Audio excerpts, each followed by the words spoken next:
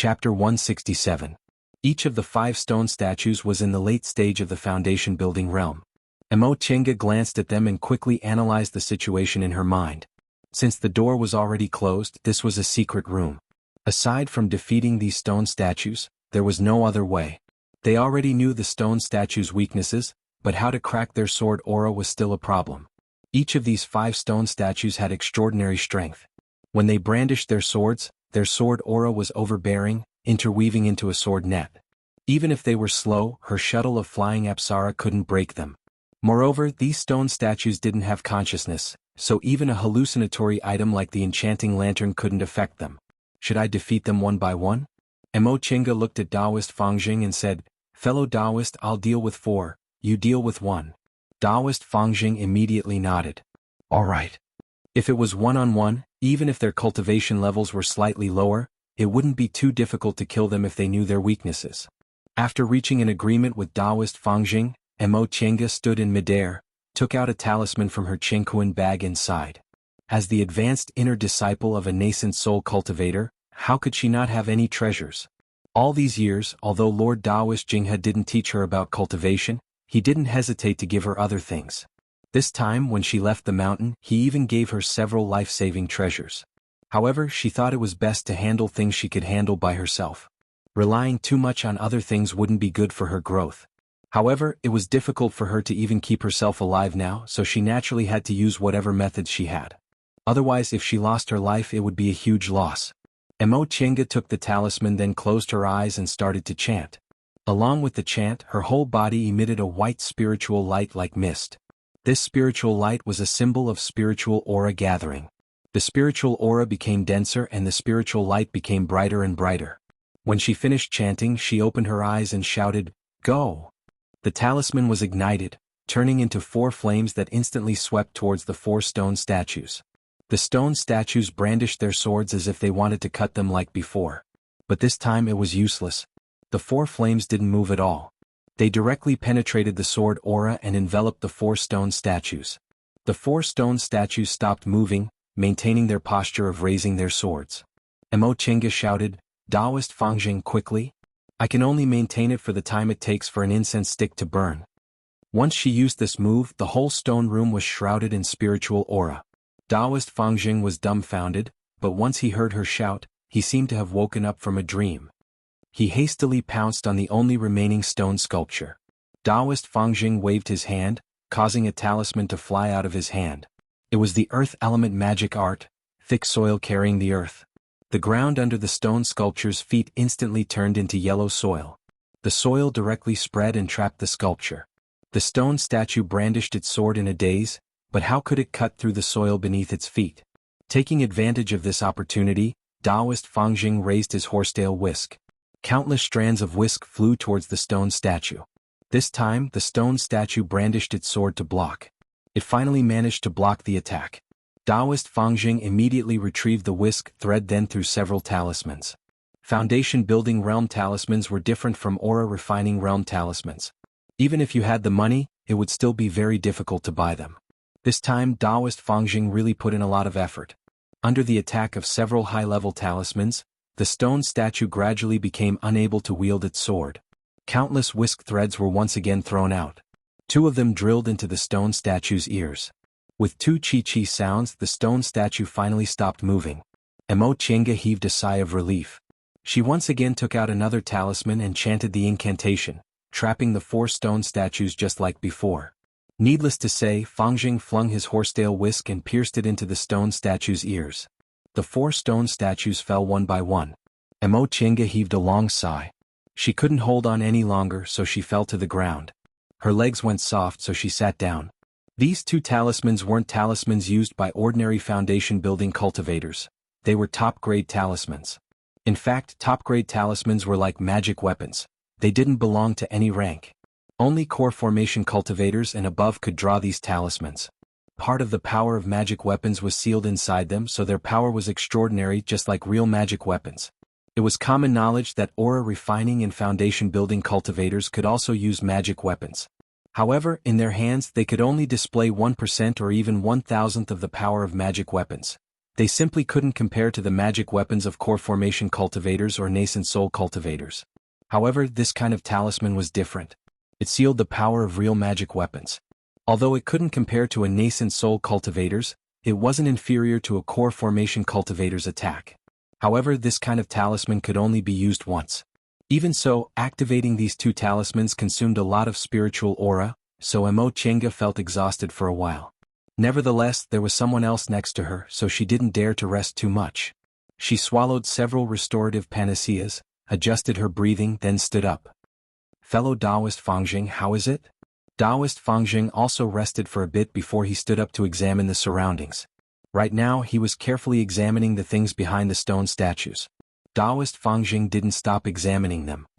He just turned his body slightly and said, "Fellow Taoist Yi, quickly come and take a look." Judging from his tone, he seemed to have discovered something. Emo Chenga stood up and walked towards him. Taoist Fangjing pointed at the stone wall. "Fellow Taoist Yi, look carefully." Emo Chenga moved closer, but she was stunned. She saw that the stone wall was densely engraved with fine murals. These murals were carved meticulously, but their contents were messy. It was as if someone carved something on the wall whenever they thought of it. Some were people, some were flowers, plants, strange beasts, and some were spells.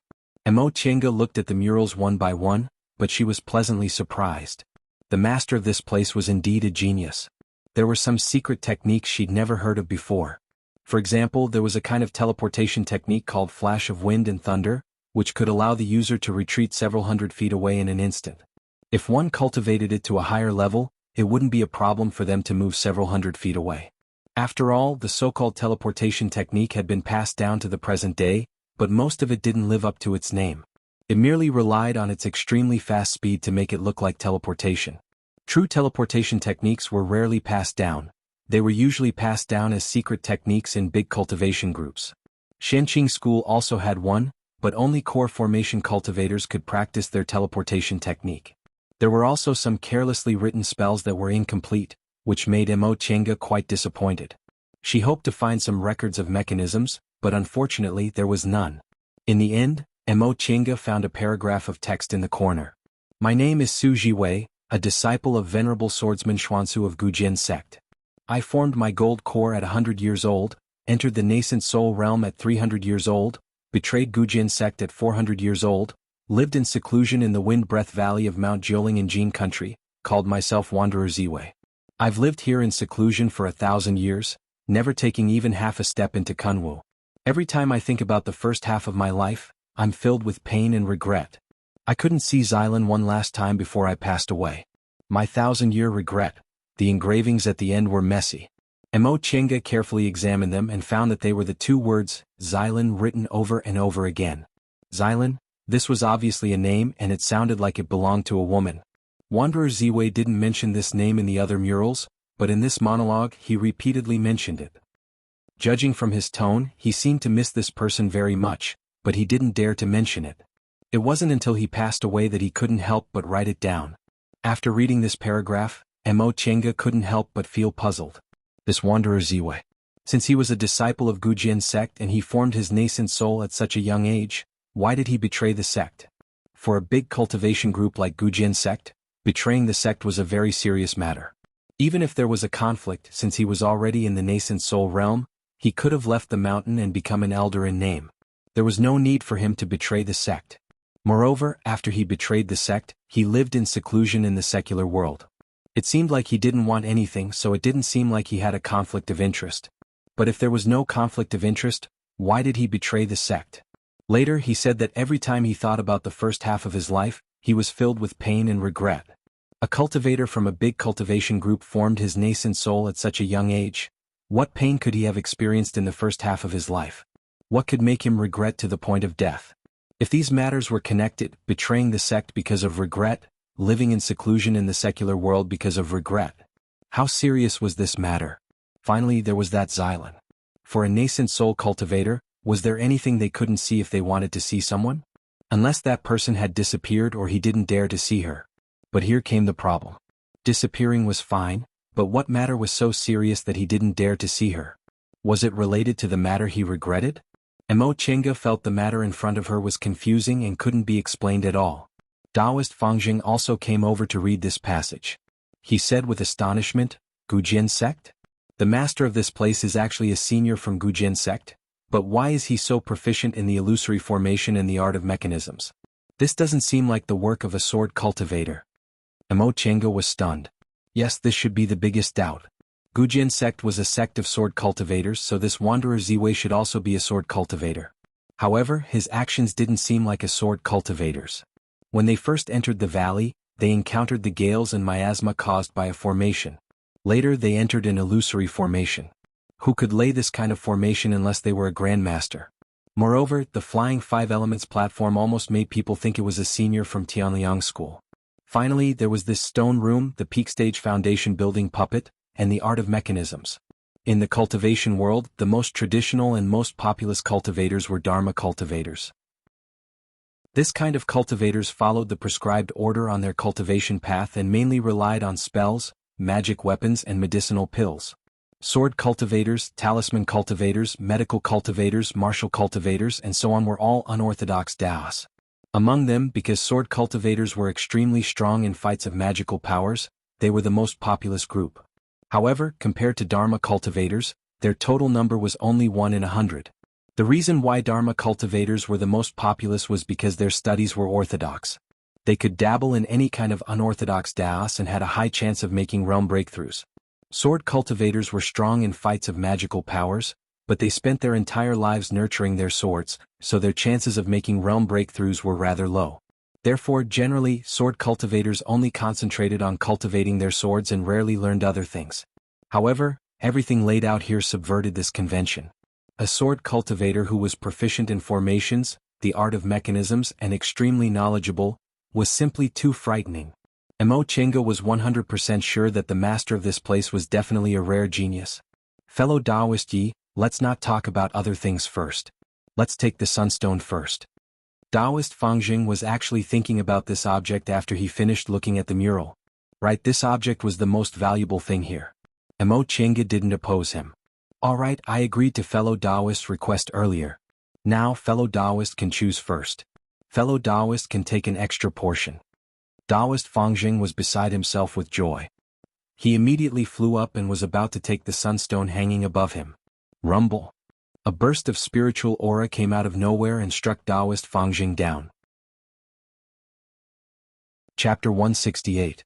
With a bang, Taoist Fangjing fell heavily on the ground. Emo Chenga immediately summoned her white silk handkerchief, but that spiritual aura didn't appear again. From beginning to end, she didn't know where that spiritual aura came from.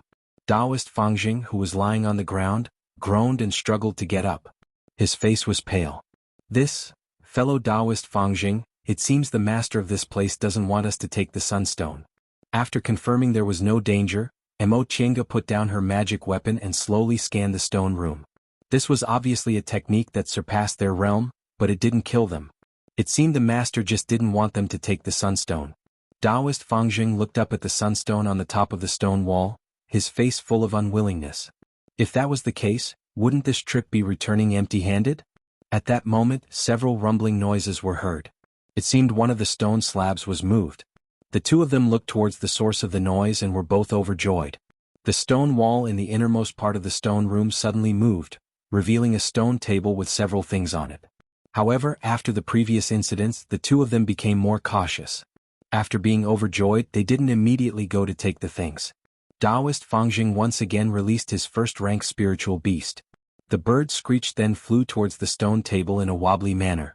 Not only Taoist Fangjing but Emo Chenga was also extremely nervous. Ever since they came here, they hadn't obtained anything except for a mother of moonstone and several bewitching moonstones. Instead, they used up several magic weapons and talismans. There were so many treasures here but they weren't allowed to take them. The bird safely landed on the stone table. Taoist Fangjing's expression showed a hint of happiness, but soon he became even more nervous. He ordered the bird to pick up something with its beak. The bird flapped its wings on the table and ran towards a bell-shaped object. Soon after, it picked up the bell handle and was about to fly away. Bang! The smoke that came out of nowhere suddenly dispersed, and a spiritual aura suddenly sprang out. Emo Chenga was about to use her protective aura, but in an instant she lost control of the spiritual aura in her body and couldn't move. At that moment, a deep and dignified voice rang out in the stone room. Junior, who came to my Ziwei's Immortal's cave? Emo Chenga was stunned. Could it be? Taoist Fangjing finally regained his composure. He answered first, Junior Fangjing, a little individual cultivator. Greetings to Senior Ziwei. After a nascent soul cultivator passed away in meditation, he would cut off a part of his divine sense and store it somewhere. Presumably, this could only be done by the master of this place, the nascent soul cultivator who called himself Wanderer Ziwei. Junior Mo Chenga, a disciple of Shenqing school. Greetings to Senior Ziwei. Faced with the nascent soul cultivator's question, Mo Chenga still chose to speak the truth even though she was only using her divine sense. Shenqing school? Upon hearing what she said, Wanderer Ziwei was slightly surprised. Soon after he asked, Who's that Lord Taoist Pill Spirit to you? Tao Lord Pill Spirit? Mo Chenga pondered for a moment then answered, Lord Taoist Danling was a senior of my group. He passed away 5,000 years ago. It's been 5,000 years. Upon hearing what she said, Wanderer Ziwei was silent for a long time before he finally heaved a long sigh. It's actually been 5,000 years. Xylan, it seems you've also. In the next second his voice regained its calmness. He said, Juniors, what's your request for coming to my Ziwei's Immortal's cave? Taoist Fangjing was delighted to hear that. Just as he was about to speak, Mo Chenga beat him to it. May I know Senior's purpose in luring us here? A foundation-building cultivator talking to a nascent soul cultivator like that was indeed arrogant. Afraid Mo Chenga would say something wrong, Taoist Fangjing hastily said in a low voice, Fellow Taoist, don't talk nonsense. Mo Chenga remained unmoved. She dared to say that because she knew Wanderer Ziwei wouldn't get angry. Sure enough, in the next second, Wanderer Ziwei smiled. Junior, you're really quick-witted. You're right, I indeed led you here on purpose. What's Senior's purpose? Wanderer Ziwei didn't answer but asked instead, Juniors, what do you think of my Immortal's cave? This time, Taoist Fangjing answered first. Senior's Immortal's cave is worthy of being a nascent soul cultivator's Immortal's cave. There are layers of formations and a lot of treasures. Formations, treasures. Wanderer Ziwei repeated then suddenly asked, Then do you want to get them? Taoist Fangjing was both surprised and delighted, but he didn't dare to be rude. He cast a glance at Mo Chenga then answered, Of course. But with Senior's abilities we don't have a choice. Hee Junior, you're quite slippery. Wanderer Ziwei dismissed them with a smile. Don't worry, I'm not a cruel person. If you honestly answer me, I naturally won't hurt you. What he said made Mo Chenga secretly criticize him. Not a cruel person? They haven't even entered this Immortal's cave, but out of the 9 people, only the 2 of them are still in good condition. Taoist Fangjing is also injured from head to toe. He's still not a cruel person. Do you have any objections? Wanderer Ziwei's voice suddenly sounded as if it was right next to her ear. Mo Chenga was startled. Could it be that Wanderer Ziwei can read minds? Mind reading? More or less. Before she could finish her question, Wanderer Ziwei already said, When I was alive, I once tried to advance to the deification realm. Although I failed, I possess part of a deification cultivator's abilities. Mind reading is one of them. Mo Chenga was stunned. That seemed to be the case. When she was with Yuan Bao and Zhong Muling, she had a vague feeling that she couldn't hide anything. It was slightly different from the feeling when she couldn't help but tell the truth when she was under spiritual aura pressure. In that case, didn't this mean that Wanderer Ziwei had already reached the peak of the nascent soul realm? It was just that he hadn't truly advanced to the deification realm yet? Junior, you've actually met deification cultivators? An invisible spiritual aura circled around Mo Chenga and she asked. Mo Chenga was startled. She hastily concealed her spirit and chi to prevent herself from letting her imagination run wild. Mind reading? If I overthink it, won't I let others know everything? Just as she thought about that, before she could say anything, she heard Wanderer Ziwei say with a smile, Junior, don't panic. Mind reading has to be actively used, so I won't use it on you. You can take your time and tell me. What he said sounded rather amiable. Mo Chenga heaved a sigh of relief, but she was still worried. She answered, Yes, Junior indeed had the honor of meeting deification seniors. What were the names of those 2 people? How did you meet them? One of them was surnamed Zhong and his name was Muling. The other was called Taoist Yuan Bao, but I don't know if that's his real name or his Taoist name. Zhong Muling Yuan Bao. The voice murmured, They've actually reached the deification realm? Mo Chenga was surprised. Senior knows these 2 deification seniors? Sort of. Wanderer Ziwei said faintly, they're cultivators from the same era as me, but they came from Yunzhong and aren't cultivators from the celestial pole. Mo Chenga also knew about this. Yuan Bao once told her a lot about them. They were originally cultivators from Yunzhong, but later on, they wandered around and arrived in the celestial pole. After they advanced to the deification realm, they had no fixed abode and could only wander around the virtual sky world. Alright Junior, tell me, how are they doing? They're very well. Based on what he said, there seemed to be no old grudges between Zhong Muling and Yuan Bao, so Mo Chenga felt relieved. During the demonic beast riot last time, Junior accidentally broke into the two deification seniors' immortals' caves and was saved by them.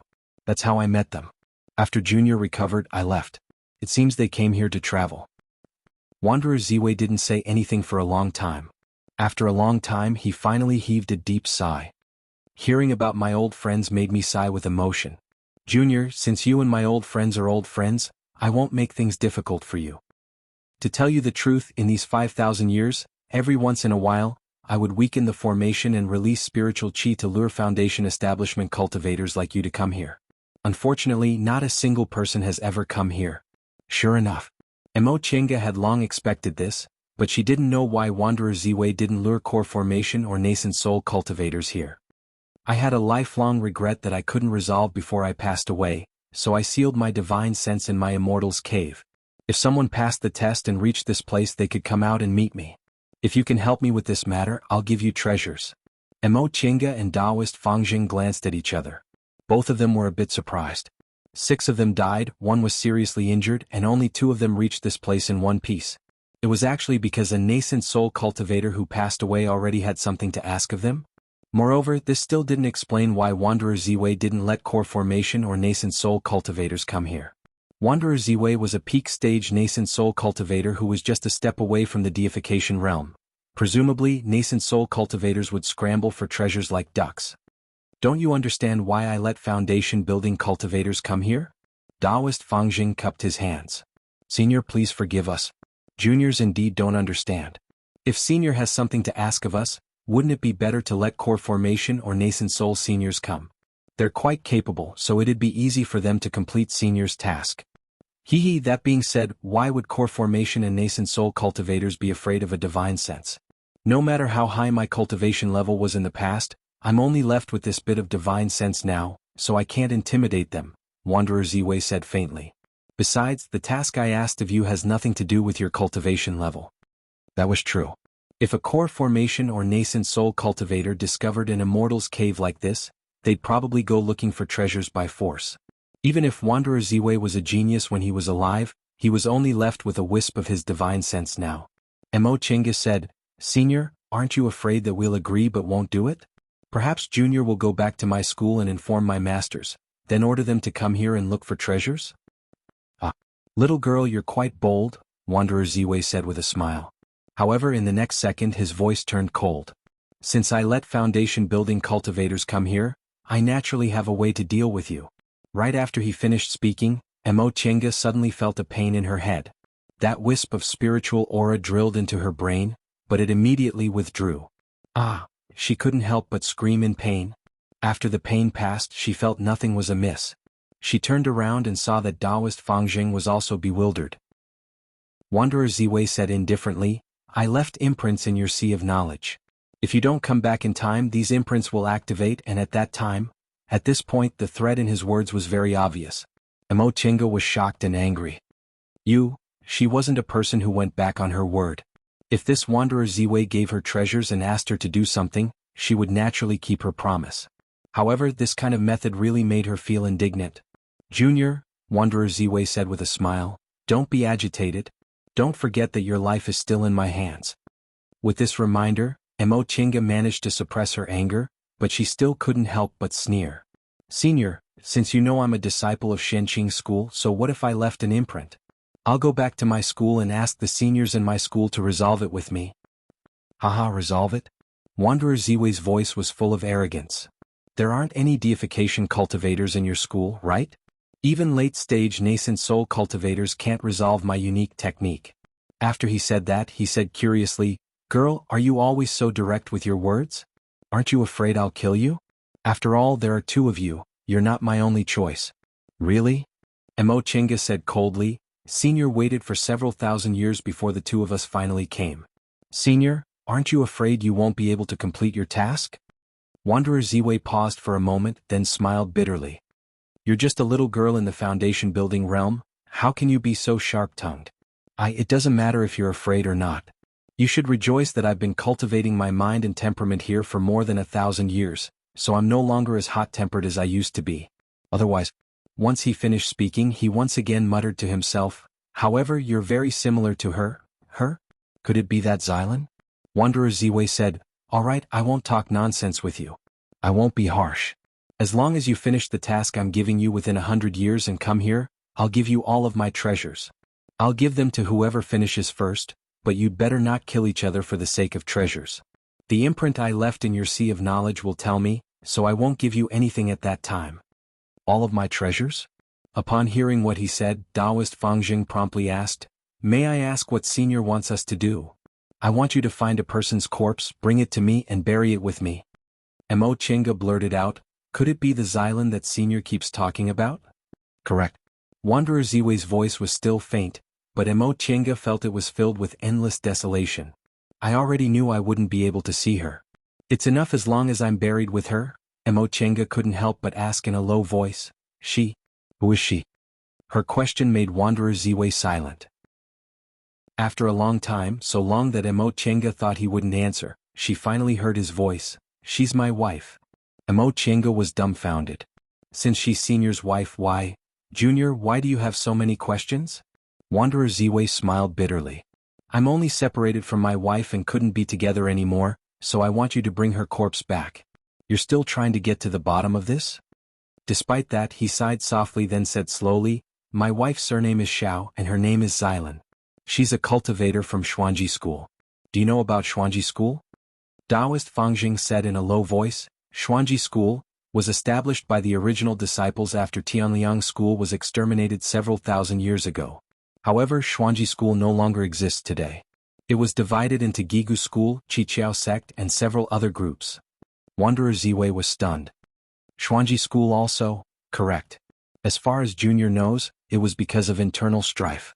However, it's been a long time, and Junior's only an individual cultivator, so I don't know the inside story. Fate. In the end, they couldn't escape the fate of being exterminated. Wanderer Ziwei sighed, then said, How's Gujin sect now? It still exists, right? Right now, Gujin sect is the third largest cultivation group in the Celestial Pole. It's very powerful and has many disciples. That's good. When Gujin sect was mentioned, Wanderer Ziwei's tone was indifferent, as if he didn't care. After a pause, he said slowly, I was originally a swordsman in the secular world. When I was 20, my master discovered that I had spiritual roots, so I came to Gujin sect. Later, I became a sword cultivator and wholeheartedly cultivated. When I was 100 years old, I formed my gold core and reached the nascent soul realm at 300 years old. I don't dare to say I'm a genius, but I'm still a rare sword cultivator. Because I was born in the secular world of Jianghu, I've always had a fiery temper. My Gujin sect has always been combative, so we didn't restrict our disciples.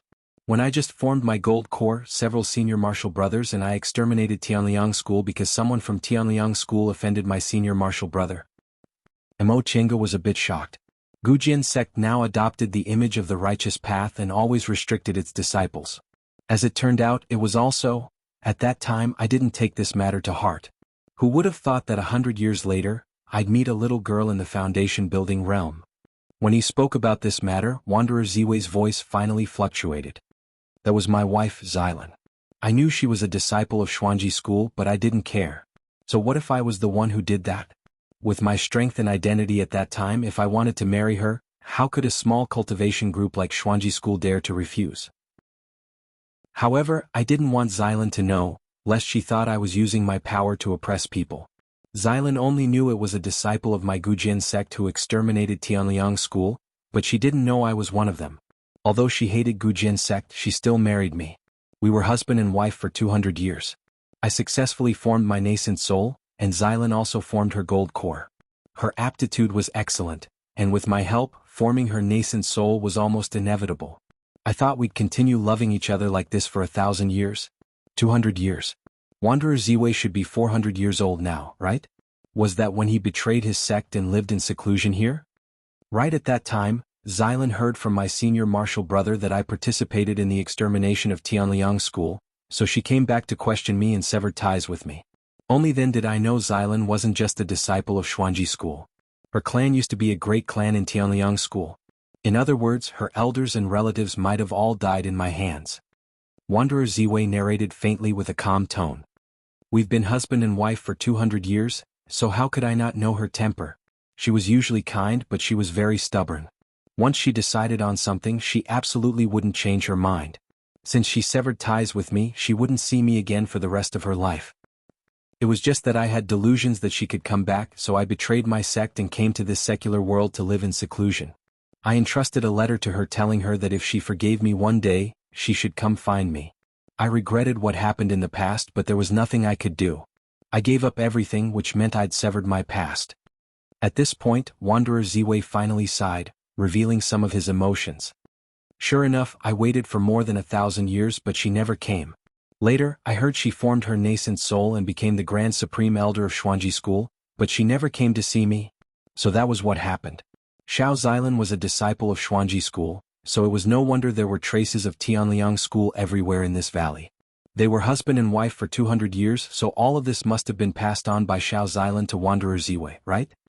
Juniors, go to Xuanji School's former encampment, find Xylan's corpse, and bury it with me. I'll give you the things I've collected in my lifetime. Chapter 169. As long as he found the corpse, he would be able to obtain the lifetime savings of a peak nascent soul cultivator. It sounded like a very good deal, but... Mo Chenga chuckled softly. Senior, your wife was a cultivator from 5,000 years ago and it's hard to find where she was buried, but how dangerous would the burial place of a nascent soul cultivator be? Since your wife is a brilliant disciple of the profound secret sect, her attainments and formations should not be inferior to seniors, right? We're just foundation establishment cultivators, how can we guarantee that we'll be able to bring back the corpse safely? Correct, Taoist Fangjing said. We haven't even obtained any benefits, yet we already have a slim chance of surviving. This transaction isn't fair. Wanderer Ziwei burst out laughing. Good. If you're too stupid, then it's not worth it for me to make this deal. He paused for a moment, then said casually, you want the benefits first, sure. Not only will I give you benefits, but I will also give you 200 years. Little girl, with your age and cultivation level, 200 years should be enough for you to advance to the core formation realm, right? However, don't think that I can't do anything to you just because you've formed your gold core. Once the imprint in your sea of knowledge takes effect, it will be effective for life. With a single thought, your life and death will be in my hands. And you don't have much lifespan left. You don't even have 200 years left. Taoist Fangjing was a bit nervous. What he said just now was because he was unwilling to be ordered around by this senior, but that didn't mean that he didn't think it was a good deal. He still had 70 to 80 years left in his lifespan. During this period, it was very likely that he could find the remains of a nascent soul cultivator. By then, his chances of advancing to the core formation realm would be greatly increased. Even if he took a step back, he wasn't like the little girl beside him. In the past 200 years he had already passed away, which meant that he hadn't put in anything. He was afraid that this senior would cancel his trading rights upon seeing that he didn't have much time left in his lifespan. Then he would have missed a good opportunity for nothing. Mo Chenga didn't know whether this Wanderer Ziwei was using the mind-reading technique or not. After a short pause he said unhurriedly, you don't need to worry. Having another opportunity to find Xylan's skeleton is always good for me. In the past, in order to wait a few hundred more years, I once searched all over the celestial pole and refined a longevity pill. Now there's only one left, so I'll give it to you. Longevity pill? Longevity pill. It was a longevity pill that even nascent soul cultivators would find difficult to obtain. Taoist Fangjing was stunned for a moment, then he became ecstatic. He stammered, Senior. Longevity pills. His words were already incoherent. Upon seeing his reaction, Wanderer Ziwei burst into laughter, then said to Mo Chenga, as for you, there are several things you can choose from. The longevity pill is useless to you, but I can give you a dustless pill. I'm sure you know that after taking this dustless pill, your chances of reaching core formation will increase. If you feel that with the help of a sect elder, core formation won't be a problem, then I can also give you a top-grade magic treasure, or a secret book from the Profound Theory sect, the Profound Theory Formation book. Which one do you want? The dustless pill, the top-grade magic treasure, the Xuanji array book. No matter which one it was, they were all treasures that were hard to find. Among them, although the dustless pill's value couldn't compare to the longevity pill, it was the most practical for foundation-building cultivators like them who were about to form their gold core. The top-grade magic treasure mentioned by a nascent soul cultivator naturally couldn't be compared to ordinary magic treasures. Perhaps other nascent soul cultivators would also covet it. The last one was the Xuanji array book. The Tao of formations was broad and profound. Brilliant formation books were naturally priceless, but ordinary cultivators simply didn't have the energy to study them. They could only be used to exchange for spirit stones, so they were the most useless.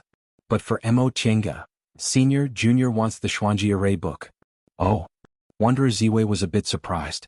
Obviously he didn't expect she would choose this book. Mo Chenga said, although dustless pills and magic treasures are precious to Junior, it's not impossible to obtain them. It's just that this Xuanji array book is one of a kind. Correct. Since you're a Xianqing school disciple and have such a high cultivation level at such a young age, you must be an elite disciple. Presumably, it won't be difficult for you to obtain medicinal pills and magic treasures. However, you have to think about it carefully. My medicinal pills and magic treasures aren't ordinary goods. Ordinary core formation cultivators can't even imagine them. Wanderer Ziwei's words clearly showed he was treating her master as an ordinary core formation cultivator. Mo Chenga knew that for an almost omnipotent and stunning sword cultivator like Wanderer Ziwei, his collection might not be any worse than her master's. But if she wanted to form her gold core, Lord Daoist Jinghe would naturally find dustless pills for her. Lord Daoist Jinghe might also have top-grade magic treasures. As for the Xuanji array book, since it was Xuanji school's secret, it must have its own uniqueness. If she missed it, it would be very difficult to obtain it again. Besides, she kept an eye on Xiao Xilan. Since Xiao Xilan was the Grand Supreme Elder of Xuanji school, the place where she was buried must also be filled with traps, right? With this Xuanji array book, the danger would be greatly reduced. Junior has made up her mind. Mo Chenga paused for a moment, then continued, however, Senior, fellow Taoist Fangjing doesn't have much time left in his life. You gave him a longevity pill, so even if he can't find it in 200 years, it won't be a loss to him unless he advances to the core formation realm. But even if I don't advance, I'll still have several hundred years to live. It'll be fine if I find his corpse, but if I can't, wouldn't that be too much of a loss? This isn't fair to me. Regarding this matter, Mo Chenga was very angry. She now had a bright future ahead of her, but someone placed a 200-year restriction on her for no reason. If she didn't succeed, she'd lose her life. How could she feel good about that? Besides, the reason she started cultivating was to fight for her freedom. Now that she was under someone else's control, it really wasn't a happy thing. It was just that this Wanderer Ziwei's methods were extraordinary and he didn't say anything too harsh, so she was willing to endure it. As if he could sense her anger, Wanderer Ziwei chuckled. Little girl, you're really unwilling to suffer even the slightest loss. Alright, I'll give you another sunstone, how about it? As for the medicinal pills and treasures on this table, you can divide them among yourselves. In addition, as long as one of you brings back Xilan's corpse within 200 years, I'll erase the imprints in your sea of knowledge. Therefore, before you pass away, you must remember to come back and take a look. Maybe one of you has already completed it, ha ha ha. Perhaps because he lived alone for 1,000 years, this Wanderer Ziwei obviously had an evil side to his character, so he was deliberately teasing them. Mo Chenga took a deep breath to calm herself down. She mustn't be angered by him first. Alright, since it's like this, Junior can only accept it. 200 years. Junior is a bit curious. Once Senior opens the restriction that preserves your divine sense, can it last for as long as 200 years? Wanderer Ziwei humphed coldly and arrogantly. Little girl, even if you come from a famous cultivation group, your experience and knowledge are still shallow. This is a divine sense-severing technique I created myself. Not to mention 200 years, I'm afraid my divine sense will still be there even after you pass away. This Wanderer Ziwei couldn't be judged with common sense. As a sword cultivator, he was proficient in formations and mechanisms, and he could even concoct longevity pills and create all kinds of spells. Maybe he even dabbled in tool refining as well. He could practically be considered an all-rounder, so it wouldn't be surprising if he created some kind of unique divine sense technique. What about you? Seeing as Mo Chenga was speechless, Wanderer Ziwei turned to ask Taoist Fangjing. Taoist Fangjing bowed and said, that being the case, Junior will accept it. Good. Once Wanderer Ziwei finished speaking, Mo Chenga felt the stagnant spiritual aura in her body loosen. In an instant she regained control of her body and was able to walk again. She heaved a sigh of relief, then moved her hands and feet. She found that the spiritual aura in her body was unobstructed and she no longer felt as heavy as before. "Do you have any other questions? Just ask. If you step out of this immortal's cave, 200 years will begin. When the 200 years are up, regardless of whether you succeed or not, you must come back to see me. If I'm in a good mood, I might give you more time, but if I'm in a bad mood, 200 years." Disregarding Taoist Fangjing, Mo Chenga felt she should be able to find some information within this time. Right now she had a lot of questions. Ever since she stepped into this valley, her head was full of questions, but she couldn't answer them because she was always in danger. Now that she heard Wanderer Ziwei's words, she asked, "Junior indeed has a lot of questions. Would Senior be willing to talk about them in detail?" Wanderer Ziwei said, "Tell me first." Mo Chenga thought for a moment, then said slowly, "First of all, are the Gales and Miasma related to the formation Senior laid? But why was it so easy for me to crack it when I reached the bottom of the valley? Secondly, what's going on with the stone statue and the altar at the entrance of Senior's Immortal's Cave?" "Junior, you're really long-winded." Wanderer Ziwei interrupted her somewhat impatiently. "I'll tell you everything from the beginning to the end, alright? The Gales and Miasma above the valley were indeed caused by the formation I laid. However, you were lucky to be able to crack it so easily. The answer to this question is the same as to your second question. In the past, when I lived in seclusion here, I saved several hundred mortals who were caught in the chaos of war. Seeing that they were pitiful, I brought them back to the valley. They worshipped me as their god, and the stone statue and the altar were erected by them, so I simply changed them to the entrance of my immortal's cave. The stone statue was my wife, Lan. The reason I saved them was because I thought Xylan didn't like me being violent and murderous, so I occasionally did good deeds. Therefore, when they wanted to carve the statue of a god, I let them carve it into Xylan's appearance. That way, when I occasionally came out of my immortal's cave, I could also see her appearance. Before I passed away, these mortals had already lived at the bottom of the valley for more than 1,000 years. From generation to generation, several cultivators emerged among them, but unfortunately their spiritual roots weren't good. Later, when I sensed my lifespan was nearing its end, I ordered those cultivators to move all the mortals out of the valley.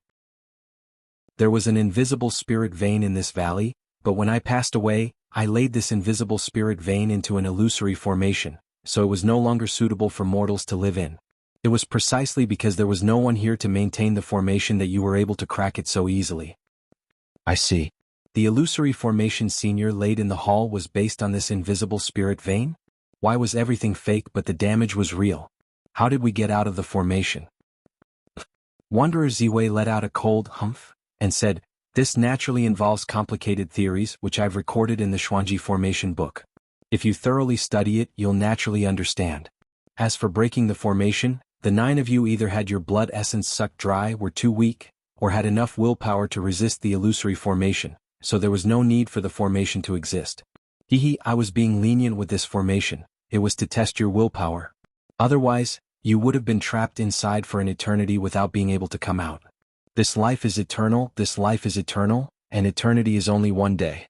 Once this formation is activated, everything will end after one day. If you can't control yourself and are tempted, your blood essence will be exhausted and you'll die. If you can control yourself, your life will be like eternity, endless time, and in the end you'll go mad and die. Therefore, if you can't break the formation, you can only die." Both Mo Chenga and Taoist Fangjing were terrified. Such a terrifying formation. Although it was an illusory formation, it was even more terrifying than a killing formation. At that moment, Taoist Fangjing was already faintly regretting his decision. Why wasn't that Xuanji formation book given to him? So this series of hurdles was only Senior's test? Correct. Taoist Ziwei's tone was faint and somewhat grim. If you can't even withstand the Gales and Miasma when you enter the valley, you're basically a cripple. As for the illusory formation, it's a test of your temperament and willpower. If you can't pass it, you probably won't have the patience to find Xylan's corpse. As for the bewitching Moonstone passage, it's a test of whether you're too greedy and calm enough. If you're easily bewitched by those treasures, I'm afraid you'll also go back on your word. Finally, there's the puppets here. If you can't even defeat 5 of them, your strength is too weak. Of course, in the end you still have to let me see them myself. If you're too stupid, I'll kill you on the spot. The 2 of you aren't bad, You both passed. Mo Chinga couldn't help but feel angry at his words, but in the end she forced herself to endure it. This wanderer Ziwei was indeed selfish and callous. He set up so many hurdles, but he never considered the lives of the people who entered the valley. If Xiao Xilan was really like he said and didn't like disputes, she must have loved him very deeply to be able to tolerate him for 200 years and still be a loving couple. What's wrong, little girl? Do you have a problem with that? Mo Chinga couldn't help but say angrily, Senior, are you using the mind-reading technique again? Upon seeing her anger, Wanderer Ziwei burst out laughing. Don't be so fierce to me. Didn't your master tell you to be respectful to your seniors? I'll endure it. Mo Chinga took a deep breath and stopped talking. She was used to living with Lord Daoist Jinghe. She indeed didn't treat her seniors with enough respect. However, that also depended on who it was. After half a day she roughly figured out Wanderer Ziwei's character. If this senior didn't meet his requirements, he wouldn't even spare a glance at her. If she passed his test, he wouldn't be stingy with what he had. Mo Chinga's display of her little temper might even make him more fond of her. Junior also wants to ask if Senior knows the art of engineering? Wanderer Ziwei was a bit surprised to hear her question. Little girl, you actually know the art of engineering? That's rare. The art of engineering has long been lost and there aren't many people who know about it. So Senior really knows the art of engineering? Wanderer Ziwei said proudly, I know a little. What? Do you want me to teach you the art of engineering? Mo Chinga hastily said, if Senior is willing to teach me, Junior will definitely do her best to find your wife's corpse. Don't tell me you're not doing your best now? Don't forget that your life is still in my hands, Wanderer Ziwei said lazily. Haha, you're really interesting. Wanderer Ziwei laughed heartily when he saw Mo Chinga's expression. A strange spiritual aura circled around her body. Alright, I'll be honest with you. It's not impossible for me to teach you the art of engineering, but let's talk about it when you fulfill your promise. If I teach you everything you want to know in one go, wouldn't that be boring? Mo Chinga's expression softened. What Wanderer Ziwei said was reasonable. He should teach her whatever she wanted to learn. How could there be such a cheap deal? Right. Wanderer Ziwei changed the topic. Those puppets just now. You were the one who took them, right? Yes, Mo Chinga answered honestly. She then asked cautiously, does Senior want to take them back? It's hard for me without the puppets. How about this? You keep 4 puppets and take 2 with you. In exchange, I'll fix them and tell you how to control them. What do you think? Mo Chinga was overjoyed. Senior's words are worth 9 sacred tripods? Wanderer Ziwei humphed coldly. Why would I deceive a foundation-building junior like you? That's degrading. The more talented a person was, the more arrogant they were. Mo Chinga held back her words and took out the 6 stone sculptures one by one. Fortunately, she put them into her Qingquan bag right after she killed them. Otherwise, she wouldn't have been able to get such a bargain. Daoist Fangjing's eyes reddened when he heard their conversation. He gave up on the stone sculptures because they couldn't be used anymore after they were destroyed, so he could only exchange them for spirit stones. He didn't expect the master of this place would come out and put forward such a condition. If he had known earlier, how could he have given them up? These were puppets in the late stage of the foundation building realm. If he could control them, his strength would increase exponentially. No matter how he thought about it, he could only blame his bad luck. Alas, Senior. While the spiritual aura was fixing the puppets, Daoist Fangjing asked respectfully, may I ask Senior if we can take the treasures on the bewitching moonstone's passage outside? If you have the ability, you can take them yourself. Daoist Fangjing was silent. He said that because he hoped this senior would tell them the method to crack the bewitching moonstones, but the answer, don't even think about the things on that passage. Don't underestimate that passage. Those bewitching moonstones are also a formation. If you take those things, the formation will be activated immediately. At that time, the entire Immortal's Cave will turn into a killing formation. Spiritual aura rushed out of the stone sculpture puppet's ears. With several kacha sounds, several puppets stood up one by one. They held their swords in their hands and their momentum immediately surged. After fixing the puppets, Wanderer Ziwei said, that's enough. They're not good things anyway, so why do you feel pity? Little girl, I'll teach you the method to control these puppets now. Right after she said that, Mo Chinga felt a sudden pain in her head again, and some things appeared in her mind. When Mo Yaoqing taught her the art of Sunu, it was also directly imprinted with her divine sense. However, she was only a mortal at that time. Now she was a foundation-building cultivator and had specially cultivated her divine sense, but she still had no ability to resist the divine sense left by a nascent soul cultivator. The path of cultivation was still very far away for her. Since you're done asking, you can take your things and leave the valley. Senior, Emochenga hurriedly said, you haven't told us about your wife. Xuanji School has long been destroyed and we don't know what happened back then. Where are we going to find your wife's corpse? I've already prepared this question for you, Wanderer Ziwei said lazily. Wanderer Ziwei said lazily, there's a compartment under the table with several jade slips inside. Each of you can take one of them, all the information is recorded inside.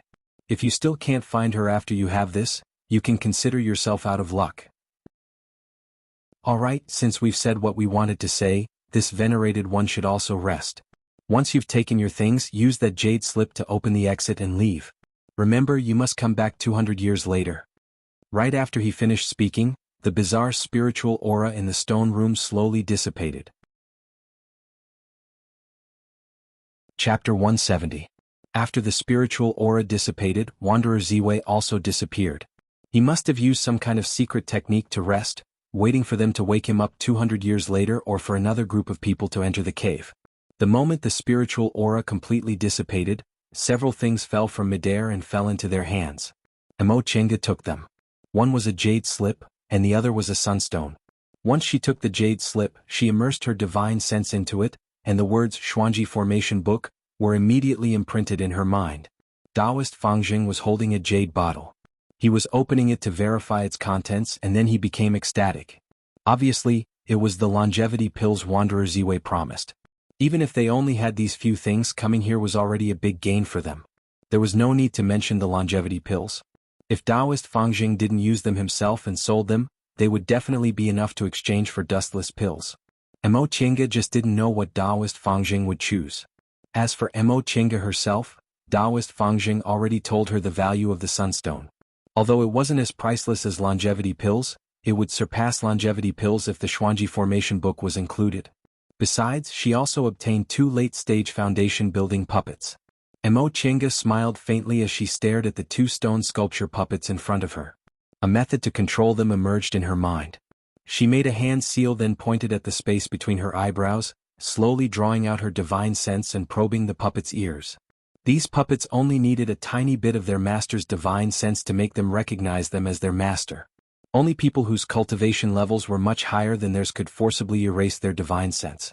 In other words, only cultivators in the core formation realm or higher could erase their divine sense after she made these 2 puppets recognize her as their master.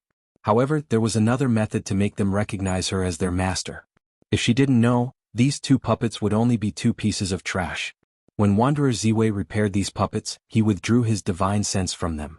Now she only needed to carry out the process of making them recognize her as their master. Her divine sense went into the puppets' ears. With 2 kacha sounds, the 2 puppets next to her moved their limbs and waved their stone swords. Emochenga was overjoyed. She could control them now. However, her divine sense wasn't strong enough, so she couldn't control them like Wanderer Ziwei did. Even though the puppets were asleep, they still had to act on their own. Fellow? Taoist Fangjing, who was on the side, called out after a moment of hesitation. When he heard Emochenga telling Wanderer Ziwei about her master, he already knew that the name Yi Xiaotian was indeed fake.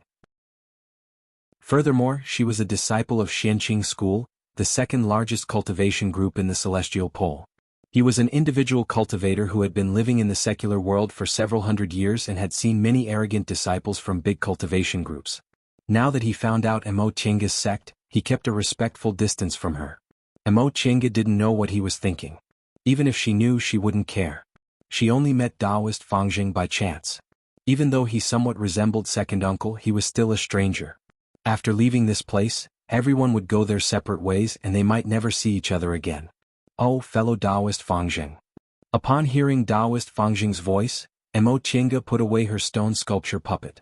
In the current cultivation world, if a middle-stage foundation-building cultivator carried 2 late-stage foundation-building puppets with him, she knew how envious it was. It was better not to take them out if there was no need. Taoist Fangjing was already envious, and Wanderer Ziwei also said they couldn't hurt each other, so he could only stop thinking about it. Now he pointed at the stone table and said politely to Emochenga, Since we're done here, let's divide these things. Wanderer Ziwei already said they could divide the things on the stone table. Mo Chenga answered, all right. Taoist Fangjing, however, didn't move. He looked at Mo Chenga rather nervously. Fellow Taoist Yi, before this you promised me I'd pick first. Does that still count? Although Mo Chenga's skills surpassed cultivators in the same realm as her, Taoist Fangjing felt he wasn't much worse than her in fights of magical power. However, she just obtained 2 late-stage foundation-building puppets. If she went back on her word, Taoist Fangjing knew he wouldn't be able to defeat her no matter what, so he could only accept it. Mo Chenga chuckled. Of course it counts. Fellow Taoist, you pick first. There are 5 things here. You take 3 and I take 2. What do you think? Taoist Fangjing was overjoyed. He cupped his hands towards her, then walked towards the stone table, slowly picking up the treasures. Mo Chenga shook her head, then slowly studied the Xuanji formation book on the side. She wasn't a cultivator born in Kunwu, so she couldn't learn to go back on her word for benefits.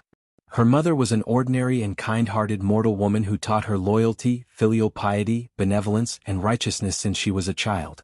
After she arrived in Kunwu, she learned how to survive in the cultivation world from second uncle and learned to plan for herself, but she didn't want to become the kind of person her mother didn't like. Besides, she wasn't a short-sighted cultivator. In the core formation realm and even the nascent soul realm, she would encounter inner demons. If she did evil recklessly, she would only be shackled. At that time, she would be plagued by inner demons and be unable to make a realm breakthrough. It would be too late even if she cried. Fellow Taoist Yi, I've chosen. Take a look, Taoist Fangjing said happily. Mo Chenga withdrew her divine sense, then walked towards the table. There were several things on the table. A bell, a pair of boots, a bottle of medicinal pills, an unknown ore, and a spiritual plant inside a jade box. Both the bell and the boots were magic weapons. Moreover, their grades were obviously extraordinary. They were indeed the collection of a peak-stage nascent soul cultivator. However, the boots were extremely short and were embroidered with orchids. They were actually women's boots. In addition, she also recognized that the spiritual plant was reviving grass. When they escaped from Mount Yunwu, second uncle was seriously injured. She once saw Qin Shi take this thing out and temporarily suppress second uncle's injuries. This kind of spiritual plant was said to have the effect of bringing the dead back to life when it was refined into medicinal pills. Even if it wasn't refined into medicinal pills, its healing effect would still be extraordinary. She didn't recognize the ore and she didn't open the medicinal pills either. However, since they were placed together with these things, they must be treasures. Taoist Fangjing chose 3 things: the bell, the spiritual plant, and the medicinal pill. When he saw Mo Chenga's expression, he added, Fellow Taoist Yi, if there's anything you want, let's discuss it. Mo Chenga didn't say anything and just shook her head. Since she didn't have any objections, Taoist Fangjing put the boots and the ore away and secretly heaved a sigh of relief. Among the 3 things he chose, the bell was an active attack magic weapon, while the boots were passive magic weapons. Active magic weapons were a bit more precious than passive ones, but the boots were women's, so he couldn't do anything about it. For cultivators, spiritual plants and medicinal pills were more important than ores, so he was a bit worried he might have gone too far by taking all the good things. In fact, this was just right for Mo Chenga. She didn't lack medicinal pills or spiritual plants. Although there was no resurrection grass in her virtual sky world, it wasn't like there weren't any spiritual plants that were better than it, and they were a lot older. Since she had medicinal pills, she naturally wouldn't lack magic weapons. Choosing these 2 things would be a loss for her. As for magic weapons, the shuttle of flying Apsara was a top-grade magic tool. She was very used to it, so she didn't need to change it for the time being. Once she formed her gold core, she would start refining her natal magic weapon. For her, attack magic weapons were just icing on the cake. Besides, these boots weren't bad either. Based on the abundant spiritual aura on them and the fact that they were placed here by Wanderer Ziwei, they were undoubtedly high-grade magic weapons. She picked up the boots and looked at them. She discovered the words "cloud-treading boots" were embroidered on the heel. Cloud-treading. Presumably, it could increase the speed of flying? Fellow Taoist Yi, there's also this. Taoist Fangjing crouched down, took out 2 jade slips from a secret compartment under the table and handed one to her. Mo Chenga swept her gaze over it and found several identical jade slips inside. Presumably, Wanderer Ziwei also prepared them before he passed away, but she didn't know how many of them he had. Soon after, the 2 of them returned their things to their respective places, then started to study the jade slips, looking for a way out. According to the jade slips, There was a transporting formation inside this stone room which could directly transport people out. Mo Chinga remembered Shang Ruan was still on the stone platform outside the illusory formation, so she wondered whether she should take her away or not. However, after reading the entire Jade slip, she still couldn't find a way to open the stone door from the inside. In the end, she had no choice but to give up. Although she found Shang Ruan pleasing to the eye, it wasn't worth breaking into the Immortal's cave for her. She hoped Shang Ruan would be lucky and wake up on her own. With her temperament, she would definitely be able to pass this test and escape this calamity. Once everything was settled, Mo Chinga and Taoist Fangjing followed the instructions in the Jade slips. They opened the transporting formation and inserted the spirit stones into it. The transporting formation then emitted rays of light, and the scenery around them changed. The rays of light dissipated. Mo Chinga opened her eyes, then turned to look at her surroundings, feeling puzzled. The cold wind whistled past her ears, the towering glacier in front of her, and heavy snow swirling above their heads. They were standing on a piece of glacier which stretched as far as the eye could see, but they didn't know where they were. Taoist Fangjing, who was next to her, was startled. "Oh." Mo Chinga hastily asked, "Fellow Taoist Fangjing, do you recognize this place?" Taoist Fangjing nodded, then looked at her and said, "This is the northernmost glacier." The northernmost glacier. When Mo Chinga heard what he said, she was also gobsmacked.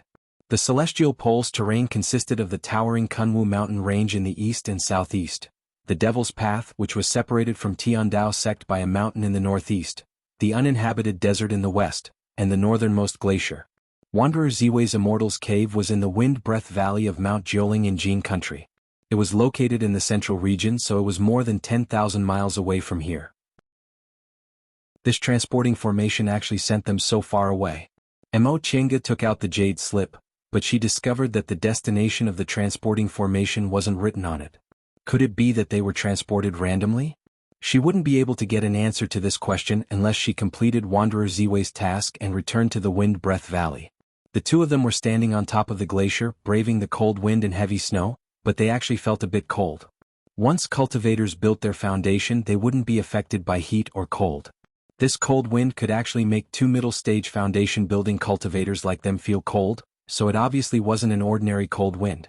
Mo Chinga clasped her palms together, then moved her spiritual aura to expel the coldness from her body. She then turned towards Taoist Fangjing and asked, "Fellow Taoist Fangjing, since you're here, what's your plan?" Taoist Fangjing muttered to himself for a moment, then answered, "I originally planned to return to Kunwu. I was just passing through the secular world to look for some special spiritual plants and spiritual panaceas. Since there's nothing else here, I'd better go back first." He paused for a moment, then asked Mo Chinga, "What about fellow Taoist Yi? What do you think about this matter?" Mo Chinga said faintly, "With our current abilities, this matter is still a bit difficult. Not to mention the fact that the message Senior Ziwei left behind was from 5,000 years ago, so it's hard to find it now. Moreover, Senior Zhao's burial place must have been very dangerous. If she passed away in a sitting posture in her cultivation group, Xuanji School is proficient in the Tao of formations, so the burial place of a nascent soul cultivator must have been filled with traps. If she ran into danger outside, it'd be even more terrible. If even a nascent soul cultivator ran into danger, wouldn't we be courting death if we went? Besides, whether we can find her or not is still a problem." Taoist Fangjing was silent for a long time. "I also think so. Fellow Taoist Yi, does that mean you don't plan to look for her now?" "I'll take my time looking for her and confirm the information first." What she said made Taoist Fangjing look envious. "Fellow Taoist Yi, you're an outstanding disciple of a famous cultivation group. If you want to look for something, it'll be much more convenient for you than for an individual cultivator like me." Mo Chinga just smiled but didn't say anything. She had a bit of an advantage in this matter. Taoist Fangjing might have wanted to cooperate with her in the beginning, but he couldn't bring himself to say it. After all, she was in a big cultivation group, so it would be much easier for her to look for things. She could also easily find companions with high cultivation levels. She wasn't like him, who had to painstakingly look for things on his own.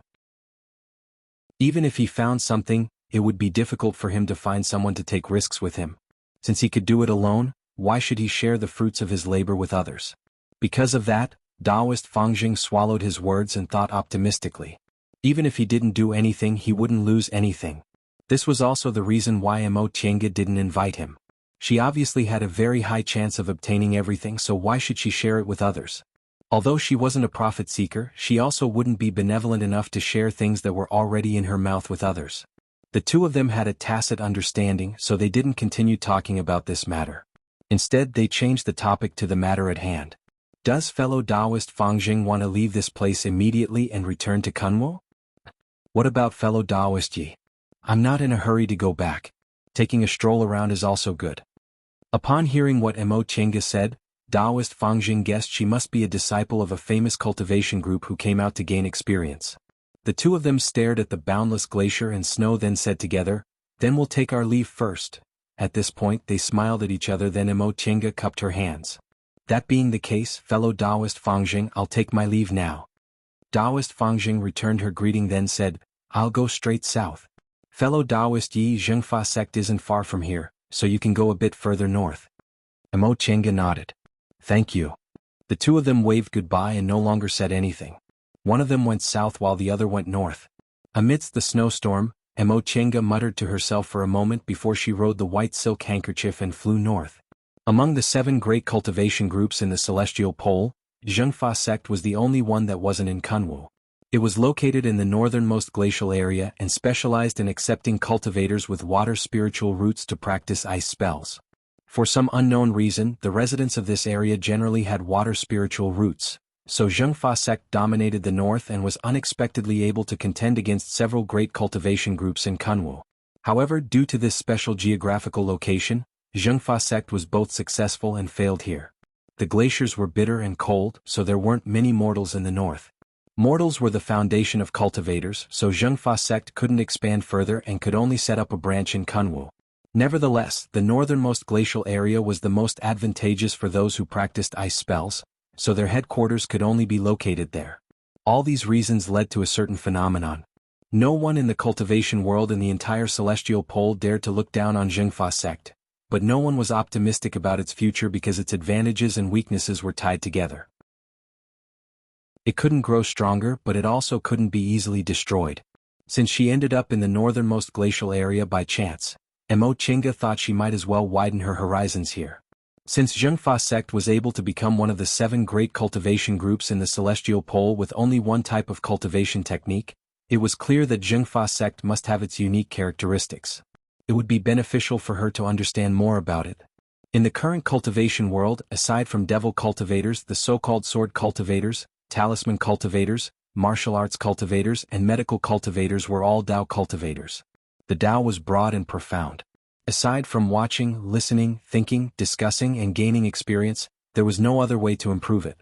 Therefore, a person could only enter closed-door meditation after their mental state reached a certain level, but they couldn't delude themselves into closed-door meditation to cultivate from the aura-refining realm all the way to the nascent soul realm. Cultivation was never just cultivation. The further north she flew, the greater the pressure of the cold wind. After flying for half a day, Mo Chenga actually felt her whole body stiffen. She was bewildered. She was already in the peak of the middle stage of the foundation building realm, but she still couldn't withstand this cold wind. What about the low-level cultivators of Zhengfa sect? Could it be that they didn't leave the sect? Or was it because she didn't know the secret? Unable to figure out the reason, Mo Chenga shook her head. She then found a crack between the icebergs and hid inside. This was a narrow crack between 2 icebergs. Fortunately, she was small so she could squeeze in. Finally, the cold wind stopped and Mo Chenga felt her body warm up. The ice here and the low temperature didn't affect her at all. Only the cold wind blew on her body like a cultivator's spell. Mo Chenga felt a bit regretful that she didn't ask Taoist Fangjing about this. Since he'd been here before, he should know what was going on with this cold wind. She sat cross-legged in the crack between the icebergs and operated her spiritual aura. After one small circulation, Mo Chenga already felt her whole body warm. Maybe I have to keep operating my spiritual aura? With that thought in mind, she stood up, preparing to continue flying. However, it was only when she stood up that she realized her boots were wet. Before she left, she deliberately made 2 sets of robes that weren't Xianqing School's uniform, but they were made of the same raw materials. After being calcined with innate true fire, they could be considered spirit tools, so they weren't affected by this cold wind at all. However, she didn't remember to make the boots. It was only after she left that she realized the boots had Xianqing School's Taiji auspicious cloud symbol on them. Because of that, when she was in Yi Clan, she casually asked for a pair of boots and wore them. Just as she was about to take out the new boots and put them on, Mo Chenga paused. Didn't I just get a pair of boots from Ziwe's Immortal's cave? After thinking for a moment, she took out the cloud-treading boots and put them on. The moment she put on the cloud-treading boots, Mo Chenga felt as if the boots were measuring the size of her feet. Soon after, the boots automatically changed and tightly fitted her feet. Soon after, a wisp of spiritual aura came out of the boots and concentrated on her feet. When she stepped on them with the new boots, she felt the soles of her feet flying. A thought flashed through her mind. Without using the white silk handkerchief, she soared into the air. In an instant, she had already flown several hundred feet. Upon discovering this, Mo Chenga was pleasantly surprised. She originally guessed these boots could increase her flying speed, but unexpectedly, they were actually a flying magic weapon. In this case, she wouldn't need to use the white silk handkerchief to fly in the future. Although the white silk handkerchief also had a flying function, Zhong Muling clearly said it was originally a defensive magic weapon. Its flying function was something he modified later, so it was slightly inferior to a flying magic weapon. Of course, that was only in his eyes as a deification cultivator. Compared to core formation cultivators and even nascent soul cultivators, the white silk handkerchief's flying speed couldn't be considered bad. As for these cloud-treading boots, they were a magic weapon for peak-stage nascent soul cultivators and were also a flying magic weapon. Presumably, they shouldn't be inferior to the white silk handkerchief. In the past, she had to use the white silk handkerchief to both fly and defend, so sometimes she would be flustered. With these boots, wouldn't it be more convenient for her to fight? With this thought in mind, Mo Chenga's interest was piqued. She immediately urged the cloud-treading boots with all her strength and flew forward. At this moment, if someone was watching from below, they would see a white flight light flying in the sky. Although its momentum wasn't very strong, its speed was far faster than a foundation-building cultivator's. It was almost comparable to a core formation cultivator's. Chapter 171. As she flew through the wind and snow, she used her spiritual aura. Sure enough, she didn't feel cold anymore. Mo Chenga thought to herself. In that case, the cultivators in the northernmost glacier had to use their spiritual aura all the time. From a certain point of view, didn't that mean they had more time to cultivate than ordinary cultivators? But that wasn't right. Aura-refining cultivators couldn't resist this cold wind. They must have some secret method. While she was thinking, her spread-out divine sense suddenly found traces of living beings. Mo Chenga stopped, changed her direction and flew northwest. Her divine sense locked on. Before long she saw a group of people walking on the glacier. They were mortals. She frowned, waved her sleeves and descended. The power emitted by a foundation-building cultivator shocked these mortals. When they saw her appearance, they all kowtowed and said, "Greetings, Master Immortal." "Greetings, Master Immortal." While these mortals were kowtowing, Mo Chenga landed on the ice and said, "Who are you?" Among these mortals, the one kneeling in front was a bearded middle-aged man. He raised his head and respectfully said, "So it's a fairy. We have eyes but fail to see. Please forgive us." His attitude was humble and humble. Mo Chenga couldn't help but frown. "No need. Stand up and answer me." "Yes, yes." The man answered repeatedly. He then stood up and shouted at the people behind him, "Fairy, let us stand up. Stand up, stand up." These mortals stood up in twos and threes. Mo Chenga noticed they were all young and strong men. There were also a few women who looked quite strong. "Fairy, we're from the seal tribe. This is the snow lotus we picked this time. Please examine it." As he spoke, he took out a jade box from his robe, opened it and offered it to her with both hands. Mo Chenga was stunned. This jade box was used by cultivators to collect spiritual plants. The snow lotus inside was a spiritual plant. What were they doing? "Did you mistake me for someone else?" Seeing that she didn't accept the jade box, the man looked at her carefully and suddenly understood. "Fairy, you came from the south?" "Yes." Mo Chenga looked at the man and frowned. "What do you mean?" The man said with a simple and honest smile, "Fairy is from the south, no wonder you don't know our northernmost customs. We are lotus pickers. When the immortal masters of the extreme north meet us lotus pickers, they will use spirit stones to exchange for snow lotuses, so that's how it is." This northernmost land was indeed very different from Kunwu. Mo Chenga remembered what she wanted to ask. "You're mortals? How can you withstand the cold wind and snow? This snowstorm is not normal." "Ah, Fairy doesn't know?" The man was surprised. Could it be that Fairy didn't come from Daran City? Daran City? Mo Chenga paused for a moment. She recalled the Jade Slip Yi clan gave her, saying that regardless of whether one was a cultivator or a mortal, they would have to pass through Dawn City on their way to the northernmost land. Dawn City was the last big city on the way to the northernmost land in the Heartland. If one wanted to get supplies or inquire about information, it would be very convenient, so Dawn City became the only way. If Fairy came from Dawn City, someone should have already told you about our northernmost land when you were getting supplies. Mo Chenga said faintly, I came directly from the Heartland to the northernmost land, so I didn't pass through Dawn City. Why don't you tell me about it? If you tell me in detail, I'll naturally reward you. Upon hearing her last sentence, the man smiled so widely that his eyes bloomed. He said repeatedly, yes, yes. This lowly one will tell Fairy. As it turned out, the mortals in the northernmost land were different from those in the Heartland and Kunwu. They didn't have a country, nor did they have a city, they were only divided into tribes. Each tribe was different in size. The largest tribe had tens of thousands of people, while the small ones only had a few dozen people. On the snowfield stretching thousands of miles in the northernmost land, there were several thousand tribes of various sizes. Their combined population was enough to be mentioned in the same breath as that of the big country in the Heartland. However, these tribes weren't all friendly. Some of them married each other while some of them hated each other. Before Zhengfa sect was established, each of these tribes had their own cultivators, and they were called shamans. Shamans were often the leaders of tribes.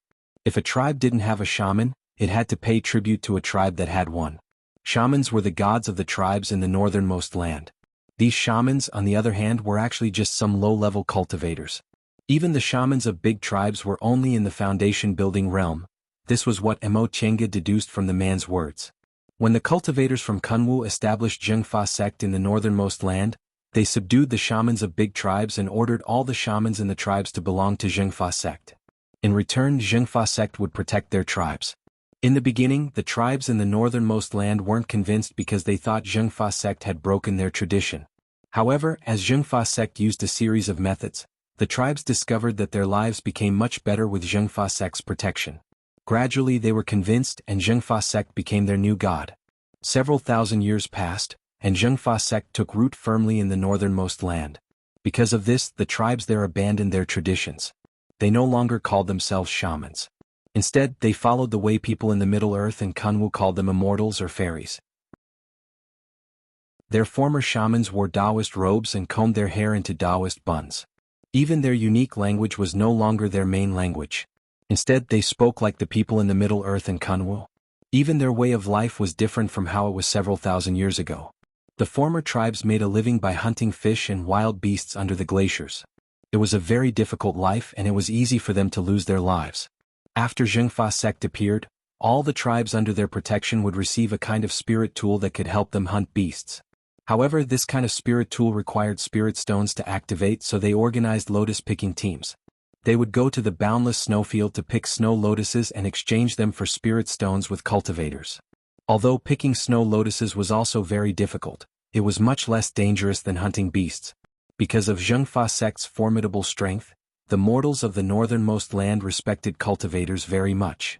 Whenever cultivators passed by, they would warmly welcome them and point them in the right direction. If they were lucky, they could even get a few spirit stones as a reward. The group of people Mo Chenga ran into was a lotus-picking team from a nearby tribe called Seal. They thought she was a cultivator from Zhengfa sect, so they offered snow lotuses to her. Mo Chenga nodded, then asked, "The cold wind here is also very difficult for cultivators to resist. You're mortals, so why aren't you affected?" The man in the lead explained, "Fairy, you might not know this, but this is the effect of snow lotuses. Every year, we northernmost people use soup made from snow lotuses to wash our bodies. This way we won't have to worry about the cold wind." Mo Chenga stared at the snow lotuses in the jade box. Her interest was piqued. Although these spiritual plants aren't old, they're full of spiritual aura. The cultivators here are actually willing to let mortals like you use them? Fairy, there are a lot of ordinary snow lotuses in our northernmost land, so they're not that precious. However, the snow lotuses they offer to the masters immortals are all rare species and not easy to find. Oh, I see, Fairy. Once the man finished speaking, he raised his head and looked at Mo Chenga eagerly. "I wonder if you're interested in this snow lotus?" Mo Chenga was bewildered. "Aren't you going to offer it to Zhengfa sect cultivators? Can you also give it to outsiders?" The man smiled respectfully and said, "Fairy, you might not know this, but Zhengfa sect doesn't restrict us from offering snow lotuses. If cultivators from the south come, we can also exchange them for spirit stones. I heard from a master immortal in my tribe that this snow lotus can be concocted into a kind of medicinal pill that's only effective for people who practice water magic, so cultivators from the south won't come to steal it. At most, they'll exchange some for their own use. This won't affect Zhengfa sect at all. No wonder Zhengfa sect dominated this area. Their unique spiritual roots and magic were the foundation of their establishment. They not only deterred mortals but also bestowed kindness upon them. They didn't treat them harshly, so after a long time, mortals would naturally sincerely revere them as gods. With this thought in mind, Mo Chinga reached out to take the snow lotus from the jade box. After studying it for a while, she asked, "How many spirit stones do you want to exchange this snow lotus for?" Upon hearing her question, the man hastily bowed. "Master Immortal, however much you're willing to give, it's a reward for us." Mo Chinga couldn't help but smile when she heard that. Everyone loved to be respectful and flatter, so even if his words weren't sincere, they still made her feel comfortable. Besides, this man looked sincere, so he didn't seem fake. Zhengfa sect was really amazing in this northernmost area. They could actually make these mortals sincerely respect and love cultivators. Mo Chinga took out a handful of spirit stones from her Qingquan bag and gave them to the man. "Consider this extra your reward for answering my question." This snow lotus was about a dozen years old, so it wasn't considered precious to cultivators. She roughly estimated the price of spiritual plants in Kunwu and estimated it to be worth about 10 spirit stones. The man looked at the dozen or so colorful spirit stones and was pleasantly surprised. He smiled so widely that his eyes disappeared. He nodded repeatedly and said, "Thank you, fairy, for your reward." As he spoke, the group of about a dozen people once again knelt down and kowtowed. Mo Chinga waved her sleeves, sending out a spiritual aura to support them. She couldn't stand these people kneeling at the drop of a hat. "You said this snow lotus can withstand the cold wind by boiling it into soup and washing your body? Are the cultivators of Zhengfa sect also like this?" After receiving her spirit stones, the man's attitude became even more respectful. He bowed and answered, "We mortals are like this. However, according to the master immortal of my tribe, Zhengfa sect has another method suitable for cultivators. Not only can it withstand the cold wind, but it can also increase spiritual aura." Oh. Mo Chinga was a bit tempted. Is this method allowed to be taught to outsiders? This lowly one doesn't know. The man then hastily added, "If Fairy doesn't have any urgent matters to attend to, you can come to our tribe as a guest. Our master immortal happened to come back a few days ago." Mo Chinga thought about it. In any case, she didn't have any specific purpose, so it wouldn't matter if she went to this tribe to take a look. It would be even better if she could learn more about the northernmost area from their master immortal. With that thought in mind, she nodded with a smile.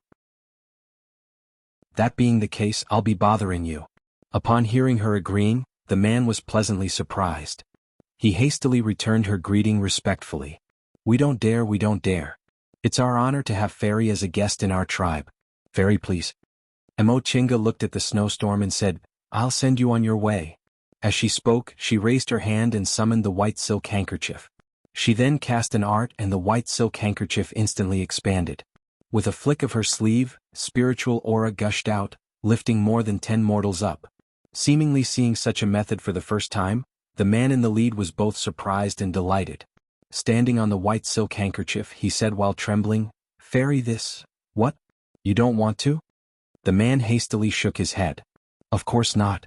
With Fairy taking us back, we'll be much safer. Thank you, Fairy." As he spoke, he was about to kneel again.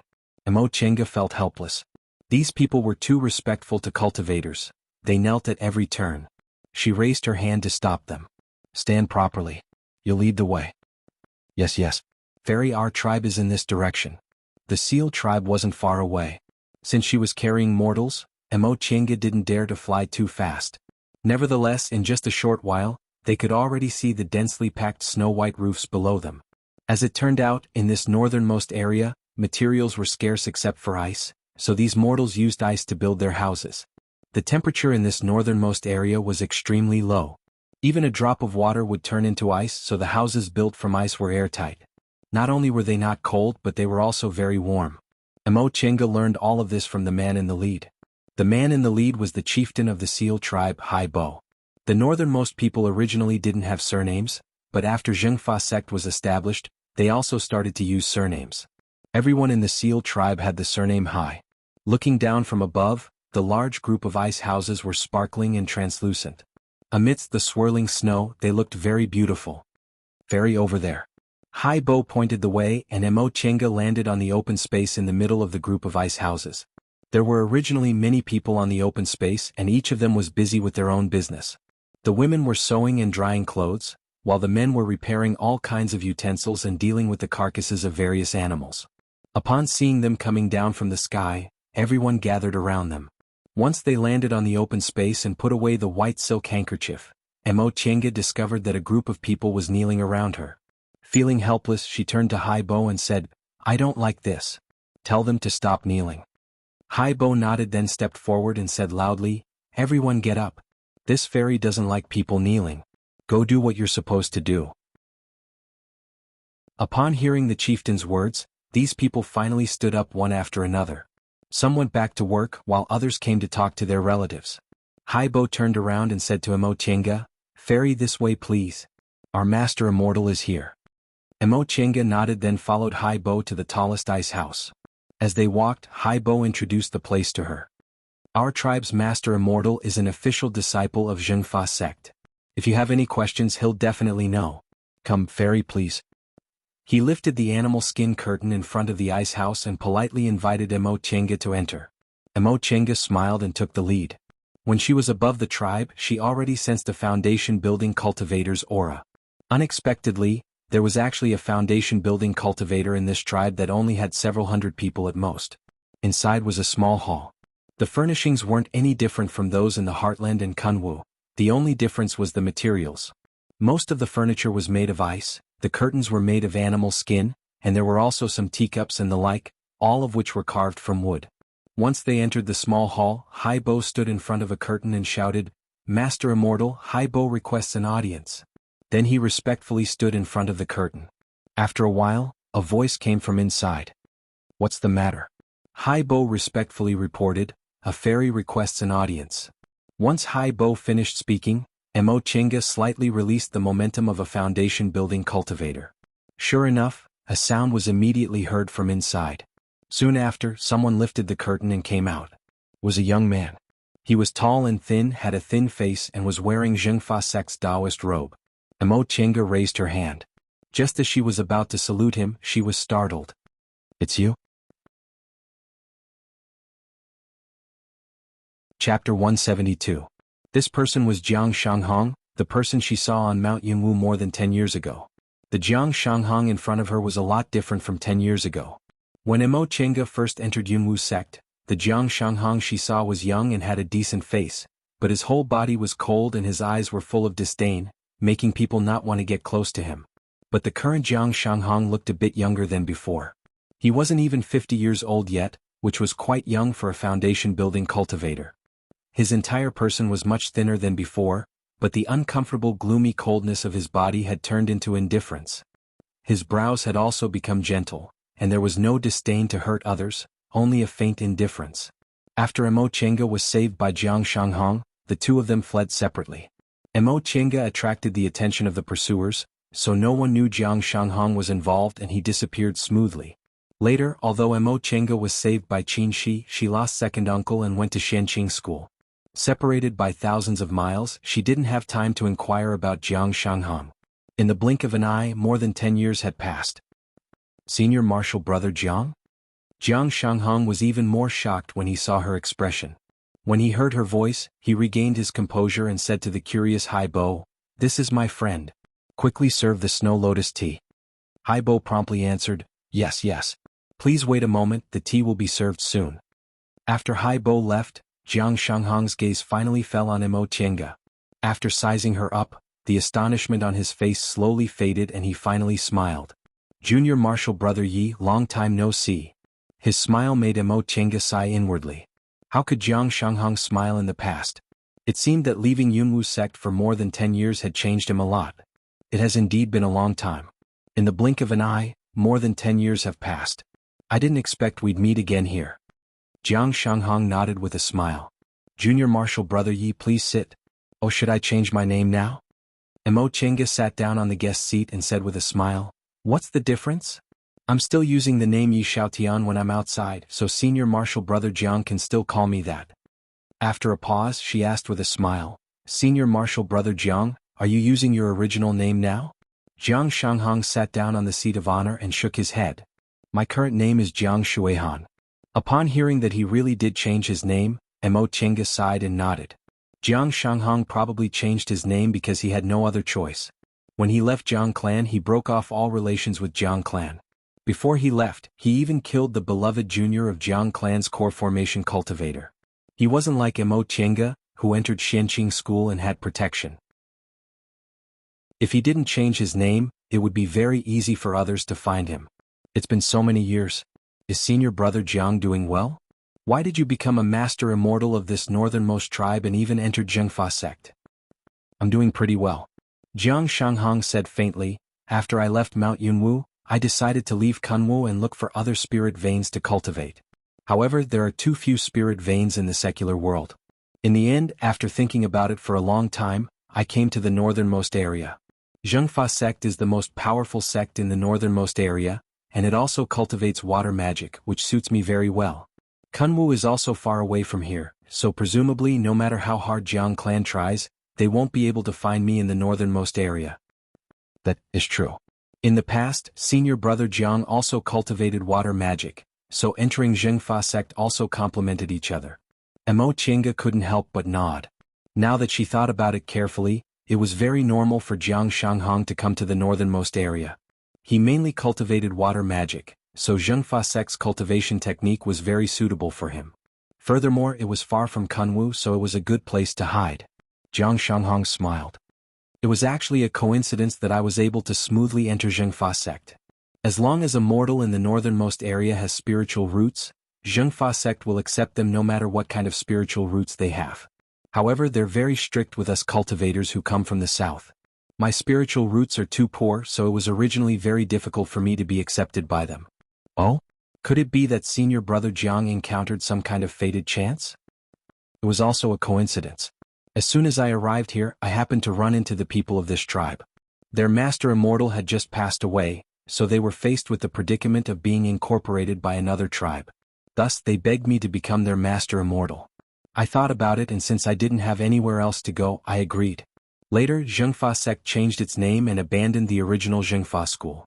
To celebrate the change, foreign cultivators like me, who also became a master immortal of a tribe, were allowed to join as an exception." "I see. That being the case, Jiang Shanghong had it much harder than she had in the past 17 years. After painstakingly escaping from Yunwu sect, leaving Kunwu and fleeing to the northernmost area, he must have suffered a lot in the beginning, but fortunately he finally had some results." Jiang Shanghong stared at her and asked, "Junior Marshal Brother Yi, judging from your appearance, you've been living well these past few years. I originally thought it would be good if you could build your foundation, but when I saw you again, your cultivation level was actually much higher than mine. You must have had some kind of fated chance, right?" His own cultivation level was still in the early stage of the foundation building realm. Even if he wanted to advance to the middle stage of the foundation building realm, it wouldn't be something that could be done in a short period of time. Mo Chenga, on the other hand, was already in the peak of the middle stage of the foundation building realm and could advance to the late stage at any time.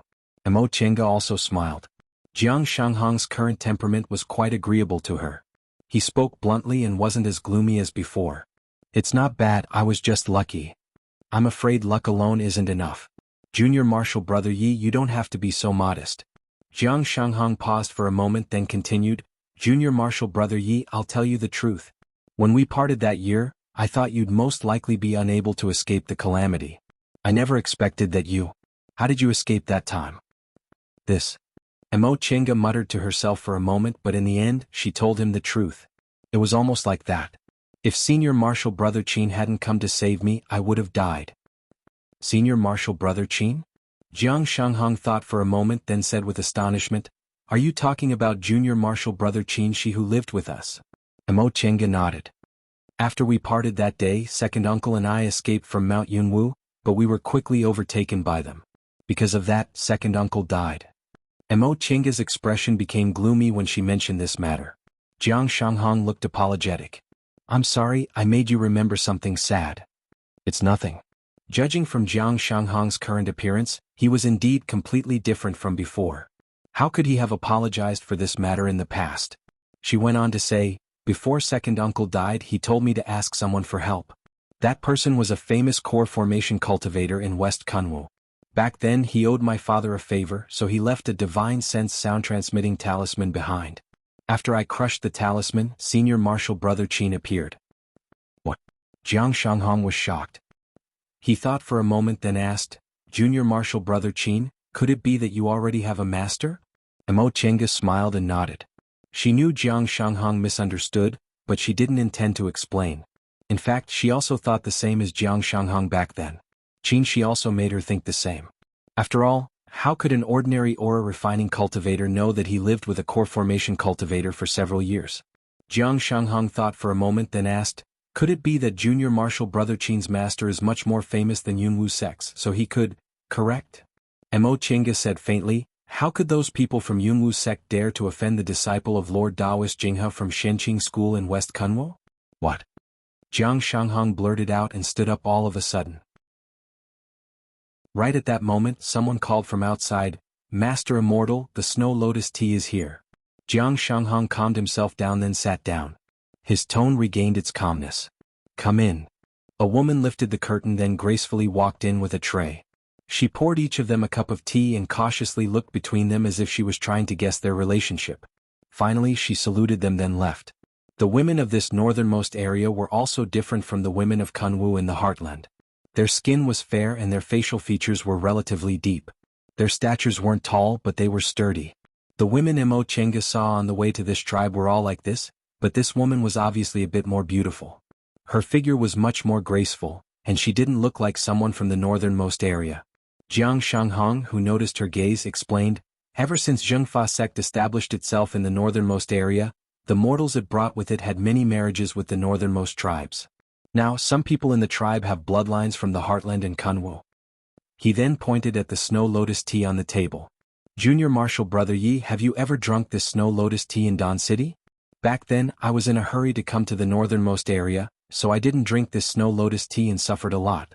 Fortunately, I met people from the Seal tribe. Mo Chenga shook her head and said with a smile, I didn't either. Fortunately, I built my foundation now. Otherwise, I would have also suffered a lot. Jiang Shanghang smiled and the two of them sipped their tea. This Snow Lotus tea was the same as the one in the south. It was dried and brewed, but instead of tea leaves, it was made from snow lotus petals. After taking a sip, Mo Chenga suddenly felt a stream of heat flowing from her abdomen to her limbs and bones. She felt extremely warm. It seemed that not only could she wash herself with Snow Lotus tea, but drinking Snow Lotus tea could also protect her from the cold wind of the northernmost area.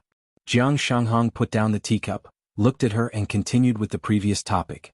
Junior Marshal Brother Yi, you said Junior Marshal Brother Qin is the disciple of a nascent soul cultivator at Shenqing School? Yes. There was nothing she couldn't say. So you're also at Shenqing School now? Mo Chenga smiled faintly and said, I was lucky. When I went to Shenqing School, I won Lord Daoist Jinghe's favor and he accepted me as his registered disciple. After I built my foundation, I became his official disciple. Upon hearing this, Jiang Shanghang's gaze towards her was different from before. When he saw that Mo Chenga's cultivation level had already reached the peak of the middle stage of the foundation building realm and she looked confident, he knew she was doing very well. However, he didn't know she was doing so well. An official disciple of a nascent soul cultivator. He thought about himself. After he built his foundation, his cultivation speed wasn't inferior to that of elite disciples, so he thought he was lucky enough. When he occasionally thought about Junior Marshal Brother Yi from back then, he always thought she was most likely no longer in this world.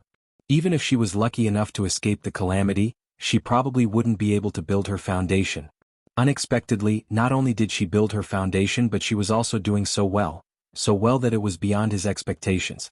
In that case, it's no wonder Junior Marshal Brother Yi made realm breakthroughs so fast. Not only did you smoothly build your foundation but you also reached the peak of the middle stage of the foundation building realm so quickly. Jiang Shanghang said with a sigh, everyone has their own fortune, there's no point in being envious. Senior Marshal Brother Jiang, you're already an official disciple of Zhengfa sect now. Why do you need to be envious? With Senior Marshal Brother Jiang's temperament, presumably, You also have hope for the Great Tao. Jiang Shanghong smiled bitterly. The Great Tao? That's too far. Back then, I didn't know the immensity of heaven and earth. I thought those two ancestors deliberately suppressed me so that Jiang Chengxian could stand up for me. In fact, even if they didn't suppress me, so what? Maybe I could build my foundation very smoothly, but after that, my future would be unpredictable. Emo Chenga was silent. If she hadn't obtained the art of the origin and turned from a waste spiritual root of 5 elements into a heaven-gifted genius in one fell swoop, her cultivation path would probably be the same. When she was in the aura refining realm, she always thought that by relying on her own efforts, even if the path to immortality was difficult, she could still reach the other side. However, after she built her foundation, she discovered that her previous thoughts were simply overestimating the immensity of heaven and earth. Aptitude, cultivation technique, temperament, and luck, not a single one could be lacking. At least senior martial brother Jiang built his foundation smoothly, didn't you? Jiang Shanghong sighed. I was able to build my foundation because I entered Zhengfa sect. Back then, although I obtained foundation refining pills and constitution enhancing pills, I tried them once and failed. Later, I went to the northernmost area and entered Zhengfa sect. I modified their high-grade ice element cultivation technique and won a minor competition in the sect. It was only after I obtained pointers from a core formation senior that I dared to enter closed-door meditation again. This time I finally succeeded by a fluke. With Jiang Shanghong's aptitude of 4 spiritual roots, being able to build his foundation twice was indeed a fluke. In fact, wasn't she also lucky? Back then, when I built my foundation, I used no less than 4 foundation-building pills. If I hadn't received several foundation-building pills as a reward from Master, I don't know when I would have been able to build my foundation. Emo Chenga also sighed. She didn't know when she was in the aura refining realm, but after building her foundation she recalled the process of building her foundation. The two of them sighed, then glanced at each other and couldn't help but smile. Emo Chenga pondered for a moment, then chose a tactful way of saying, "Right, senior martial brother Jiang, your temperament seems to be different from before." Jiang Shanghong laughed. "I know what you mean. You want to say that I'm not as annoying as before, right?" Emo Chenga also smiled and didn't deny it. Jiang Shanghong said, "It was only after I left the Jiang clan and saw more things that I realized the world was actually this big. When I was in the Jiang clan, in order to cultivate quickly, I kept using secret techniques, which damaged my body and caused my temperament to become very strange. When I arrived at Zhengfa sect, I gave up my original cultivation technique and switched to Zhengfa sect's high-grade ice element cultivation technique, so I was naturally different from before." I see. No wonder his temperament was different. His previous secret techniques tended to be cold and gloomy, while his current high-grade ice element cultivation technique tended to be cold. Moreover, without the shackles of Jiang clan, he was naturally more cheerful. Besides, here, everyone in the tribe respects me, and Zhengfa sect also doesn't bully me. Everything goes smoothly, so I naturally won't be resentful of the world. Emo Chenga thought about it and agreed. The environment affected one's temperament. When she was in Yunwu sect, she was cautious and had a heavy heart. She always greeted people with a smile and didn't dare to offend them in the slightest. When she arrived at Shenqing school, she had a cultivation level, identity, and status, so her personality became more flamboyant and she also learned to show her power to others. Junior martial brother Ye's also different from before. Jiang Shanghong sized her up again, then said with a smile, "In the past, no matter how I looked at you, junior martial brother, you was still a child, but now, you can really be considered a fairy." Was this a compliment to her appearance? Emo Chenga felt a bit strange. Even though she changed back to her female clothes, she always wore a loose Taoist robe with big sleeves, and she only wore her hair in a Taoist bun. She didn't even use the jewelry Qin she gave her. When she thought of this name, she was stunned. They hadn't seen each other for 10 years, so she didn't know how his closed-door meditation was going. Master said he was too thoughtful and most likely couldn't form his nascent soul, but he was very persistent. However, she clearly knew he wasn't an impatient person when it came to cultivation, so what made him so anxious to form his nascent soul? Junior martial brother Yi, junior martial brother Yi. Seeing Jiang Shanghong's curious expression, Emo Chenga realized she was distracted just now. She felt annoyed and said, "I'm sorry, senior martial brother Jiang." Jiang Shanghong looked at her inquisitively, but in the end he shook his head and didn't ask anything. Instead he talked about another matter. "Right, you said junior martial brother Qin is Lord Taoist Jinghe's disciple. Are you his martial brother now?" "Yes." Since he's a disciple of a big sect like Shenqing School and a nascent soul cultivator's disciple, why did he go to Yunwu sect? And he stayed there for 3 years. She also didn't know the reason. Besides, this was Qinxi's private matter, so it wasn't appropriate for her to say it. Seeing her embarrassed expression, Jiang Shanghong said, I was just asking casually. If it's not convenient, you don't have to say it. Mo Chenga sighed with relief and explained with a smile, this is Senior Marshal Brother Qin's private matter. It's not convenient for me to say it.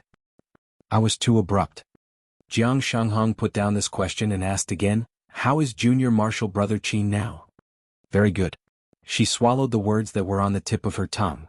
Senior Marshal Brother Qin advanced even faster than me. Really? Jiang Shanghong was surprised. He thought for a moment and said, back then he was only an aura-refining disciple, but he was already the disciple of a nascent soul cultivator. Could it be that his aptitude is actually very outstanding? As he spoke, he stared at Mo Chenga with a somewhat strange expression. What he was thinking was that he knew what aptitude this Junior Marshal Brother Yi had, but he was unexpectedly accepted as a disciple by a nascent soul cultivator. Could it be because of that Junior Marshal Brother Qin? You can say that. Mo Chenga said faintly, Senior Marshal Brother Qin is my master's blood-related descendant, and his aptitude is outstanding. Presumably, it's not impossible for him to advance to the nascent soul realm. Nascent soul. Upon hearing this, Jiang Shanghong couldn't help but say, Junior Marshal Brother Qin is only in the foundation building realm now, right? He's a genius with a single spiritual root, but advancing to the nascent soul realm isn't a certainty. However, he only saw Mo Chenga smiling slightly as if she didn't care, so he swallowed the rest of his words and said, back then there were 5 people in our family. Junior Marshal Brother Su died and you and Junior Marshal Brother Qin left. The only one left in Yunwu sect was Senior Marshal Brother Lu. I wonder how proud he is now. When Louis Dao was mentioned, Jiang Shanghong sneered, seemingly disdainful. Mo Chenga frowned slightly.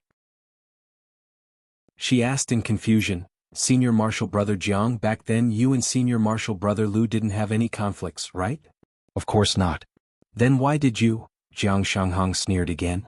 I originally thought among cultivators he was one of those people who valued friendship. Who would have thought I'd see a secret of his? A secret? Mo Chenga was stunned. Correct.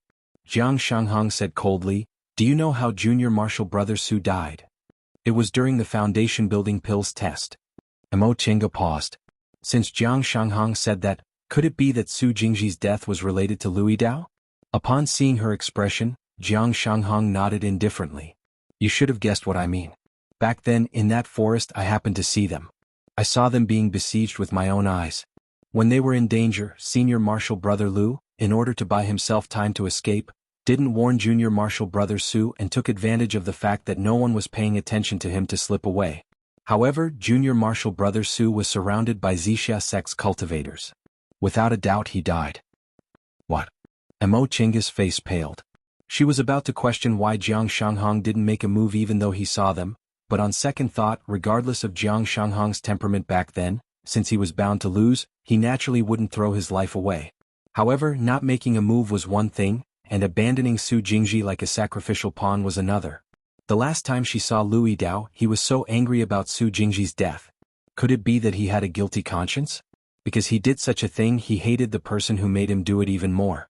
Mo Chenga said slowly, Senior Marshal Brother Lu is also in the foundation building realm now. I met him once.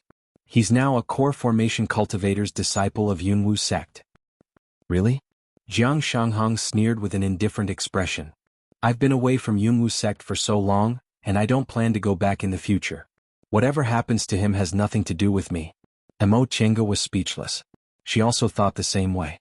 It was something that happened more than 10 years ago. So what if Louis Dao wronged Su Jingji? In any case, she wouldn't have anything to do with him in the future. However, this matter really made her sigh with emotion. Sure enough, one might know a person's face but not his heart.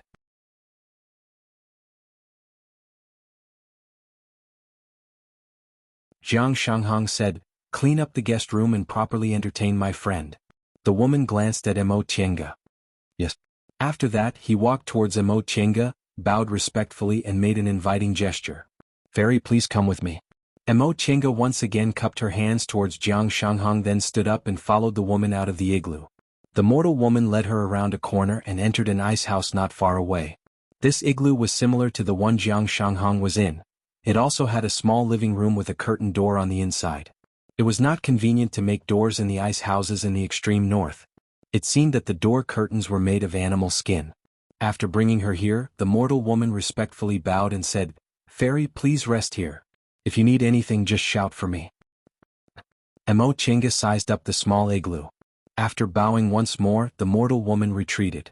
Mo Chinga rubbed the space between her eyebrows. She felt very tired, but she still carefully laid a defensive formation inside the house before entering the virtual sky world. It only took her 3 or 4 days to discover spiritual aura fluctuations in Jin country, trace them to Jiuling Mountains Fengxi Valley, enter Ziwei's Immortal's Cave, and finally be transported to the northernmost glacier through the transporting formation. For a foundation building cultivator, 3 or 4 days were nothing. However, after going through so many things, she already felt mentally exhausted. After entering the virtual sky world, she was finally safe. She didn't want to do anything, so she simply lay down and slept to her heart's content. When she woke up, she didn't know what time it was. Recalling her experience in Ziwei's Immortal's Cave, she took out the 2 stone sculpture puppets, the Xuanji Formation book, and the sunstone from her Chengkuan bag. In Ziwei's Immortal's Cave, she obtained a total of 5 things. The cloud-treading boots were already on her body. She didn't recognize the unknown but it was certainly not an ordinary object, so she put it away first. The other 3 things were in front of her. These 2 stone sculpture puppets were both in the late stage of the foundation building realm. The control method Wanderer Ziwei left in her mind told her that these puppets could automatically absorb the spiritual aura around them. As long as there was spiritual aura, they could move forever. For the current her, having 2 late-stage foundation building cultivators as helpers increased her strength by more than half. If she controlled them well, she wouldn't need to fear cultivators below the core formation realm. There was also the sunstone. According to Taoist Fangjing, this thing could produce sun-real fire and could be used to concoct medicinal pills. This time, for the sake of Jinji's safety, she left Xiaohua next to Jinji's body. Foundation building cultivators didn't have enough Dantian real fire, so they just lacked a suitable concocting fire. The most important thing was still the Xuanji Formation book. She witnessed the power of the illusory formation with her own eyes in Ziwei's Immortal's Cave. At that time, Wanderer Ziwei was lenient. If he wasn't lenient, how terrifying would that formation be? If that was the case, then it wouldn't be an exaggeration to say that after learning this profound formation tome, she would be able to fight many enemies at once if she was prepared. Even if she were to face a high-grade cultivator, it wouldn't be as if she didn't have any life-saving measures. She immersed her divine sense into the jade slip. Just as she was about to start studying this Xuanji Formation book, she heard a voice outside the virtual sky world. "Fairy, fairy?" Mo Chinga pressed the space between her eyebrows and exited the virtual sky world. She then opened the formation and said, "Come in." Someone lifted the curtain outside and entered, stopping outside the inner door. Then, the voice of the woman from yesterday could be heard. "Fairy, our immortal master has invited you. Would it be convenient for Fairy to meet him?" As it turned out, Jiang Shanghong wanted to see her. Mo Chinga nodded. "I understand. Let's go now." The woman bowed again and led her back to the igloo from yesterday. As soon as she lifted the curtain, Jiang Shanghong was already waiting for her in the living room. When he saw her coming in, he stood up and greeted her. "Junior Marshal Brother Yi, I didn't disturb you, did I?" Mo Chinga smiled and said, "No, I'm just idle and have nothing to do." Jiang Shanghong replied with a smile, "That's good. Junior Marshal Brother Yi, yesterday I said I'd take you to see the scenery of the northernmost area. Since the weather is fine today, how about we go out for a walk?" "Sure." Since the master invited her, what reason did she have to refuse? The 2 of them left the igloo. Under the worship of the mortals in the tribe, they used their respective flying magic tools and flew into the air. The mortals below looked at them with envy and respect. Mo Chinga even saw a mother holding her child who was only 3 or 4 years old and earnestly teaching him. "Xiaofeng, do you see that? This is Master Immortal. Master Immortal said you have spiritual roots. Although it's not very good, you can still cultivate. Cultivate well, and when you grow up, you'll be able to fly like Master Immortal." Jiang Shanghong presumably also heard what she said, so he smiled and said, "That child only has 5 spiritual roots, but in the end he can still cultivate. Everyone's hopes are on him." Mo Chinga was a bit surprised. "There are only several hundred people in this tribe, right? Senior Marshal Brother Jiang, you said you came to this tribe because their master immortal passed away, and now they have a child with spiritual roots. Why does it seem like the probability of them having spiritual roots is very high? Correct. I was also very surprised when I first came here. Jiang Shanghong said, the probability of the mortals in the northernmost area having spiritual roots is much higher than in the heartland. It's almost not inferior to the cultivation clans in Kunwu. A tribe with several hundred people can have one person with spiritual roots. However, their spiritual roots are generally poor, and cultivators with 3 spiritual roots or more rarely appear. Furthermore, their cultivators' lifespans are also shorter than Kunwu people's. Oh, I guess it might be because of the special environment in the northernmost area. They need the protection of cultivators, so gradually they have more cultivators than Kunwu. However, since there are advantages, there are naturally disadvantages. The price is that their cultivators' lifespans are shorter than Kunwu's. This made sense. In the Middle Ages era there was a popular theory, the survival of the fittest, that only the fittest could survive. Facts also proved this principle. Those who were passed on adapted to the changes in the environment, and those who couldn't adapt died. One day the weather was fine just like Jiang Shanghong said. The sun appeared in the sky, giving them a bit of warmth when it shone on them. Under the sunlight, the glaciers reflected colorful light, dazzling and beautiful like a rainbow. Emo Chenga flew in the sky and looked down. She only saw a boundless sparkling glacier with rainbows hanging between them, which was really intoxicating. Jiang Shanghong turned around and saw her expression. He said with a smile, Junior Marshal Brother Yi also thinks the scenery in the northernmost area is very beautiful? Emo Chenga nodded and couldn't help but exclaim in admiration. The world is so big and each place has its own beauty. Kunwu mountain range is majestic, and this northernmost glacier with its boundless whiteness is also very spectacular. Yes. Jiang Shanghong looked proud. Only after coming to the northernmost area did I realize how vast the world is. Why should I be restricted to one mountain or one person? Jiang clan doesn't treat me well, so I'll just leave. The world is so big, is there no place for me to go? In such a beautiful world, why should I be depressed because of Jiang clan that doesn't treat me well? You're right. Emo Chenga couldn't help but clap her hands and praise him. Senior Marshal Brother Jiang is so broad-minded. If there's wine you'll naturally drink it. Haha. Jiang Shanghong looked up and laughed. He took out a small bottle of wine from his robe and threw it to her. You want wine? Isn't this it? Emo Chenga caught it. When she saw him taking out another bottle from his robe and opening it, looking very heroic, she also couldn't help but feel heroic. She also pulled out the cork and clinked her bottle with his. To Senior Marshal Brother Jiang for being reborn and being different from the past. Jiang Shanghong smiled. To our escape, to our reunion after more than 10 years, to this vast world, and to our beautiful future. The two of them finished their wine in one gulp. Jiang Shanghong threw the bottle away and heaved a sigh of relief. After being in the northernmost area for more than 10 years, I don't want to go back to Kunwu. This place is peaceful and happy. Although there are occasional disputes and daily life is hard, it's better than Kunwu's unpredictable people who scheme every day. Is that so? Emo Chenga gazed into the distance. The boundless snowfield was empty, devoid of people, and only the cries of wild beasts could be heard. She also wanted this kind of peaceful and happy life. However, everything was good for her now in Shenqing school. She had a master, friends and relatives. These things were more important to her. Chapter 174. After enjoying the scenery, Jiang Shanghong said, Junior Marshal Brother Yi, do you know that this northernmost glacier is actually an ocean?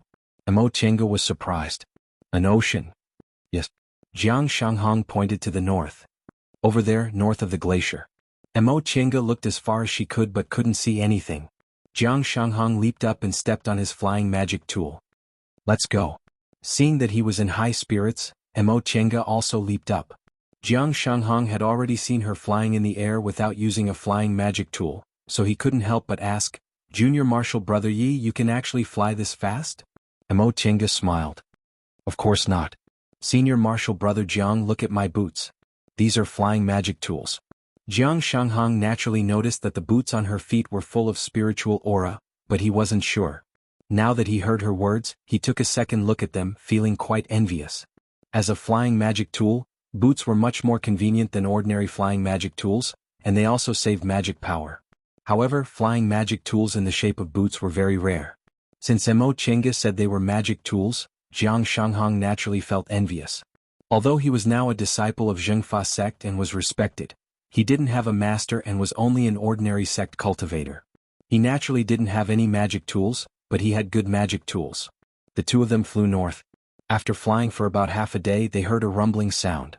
When they got closer, Mo Chinga saw a vast ocean between the huge glaciers. This is the ocean. Yes. Jiang Shanghong floated in the air, looking at the ocean in the distance.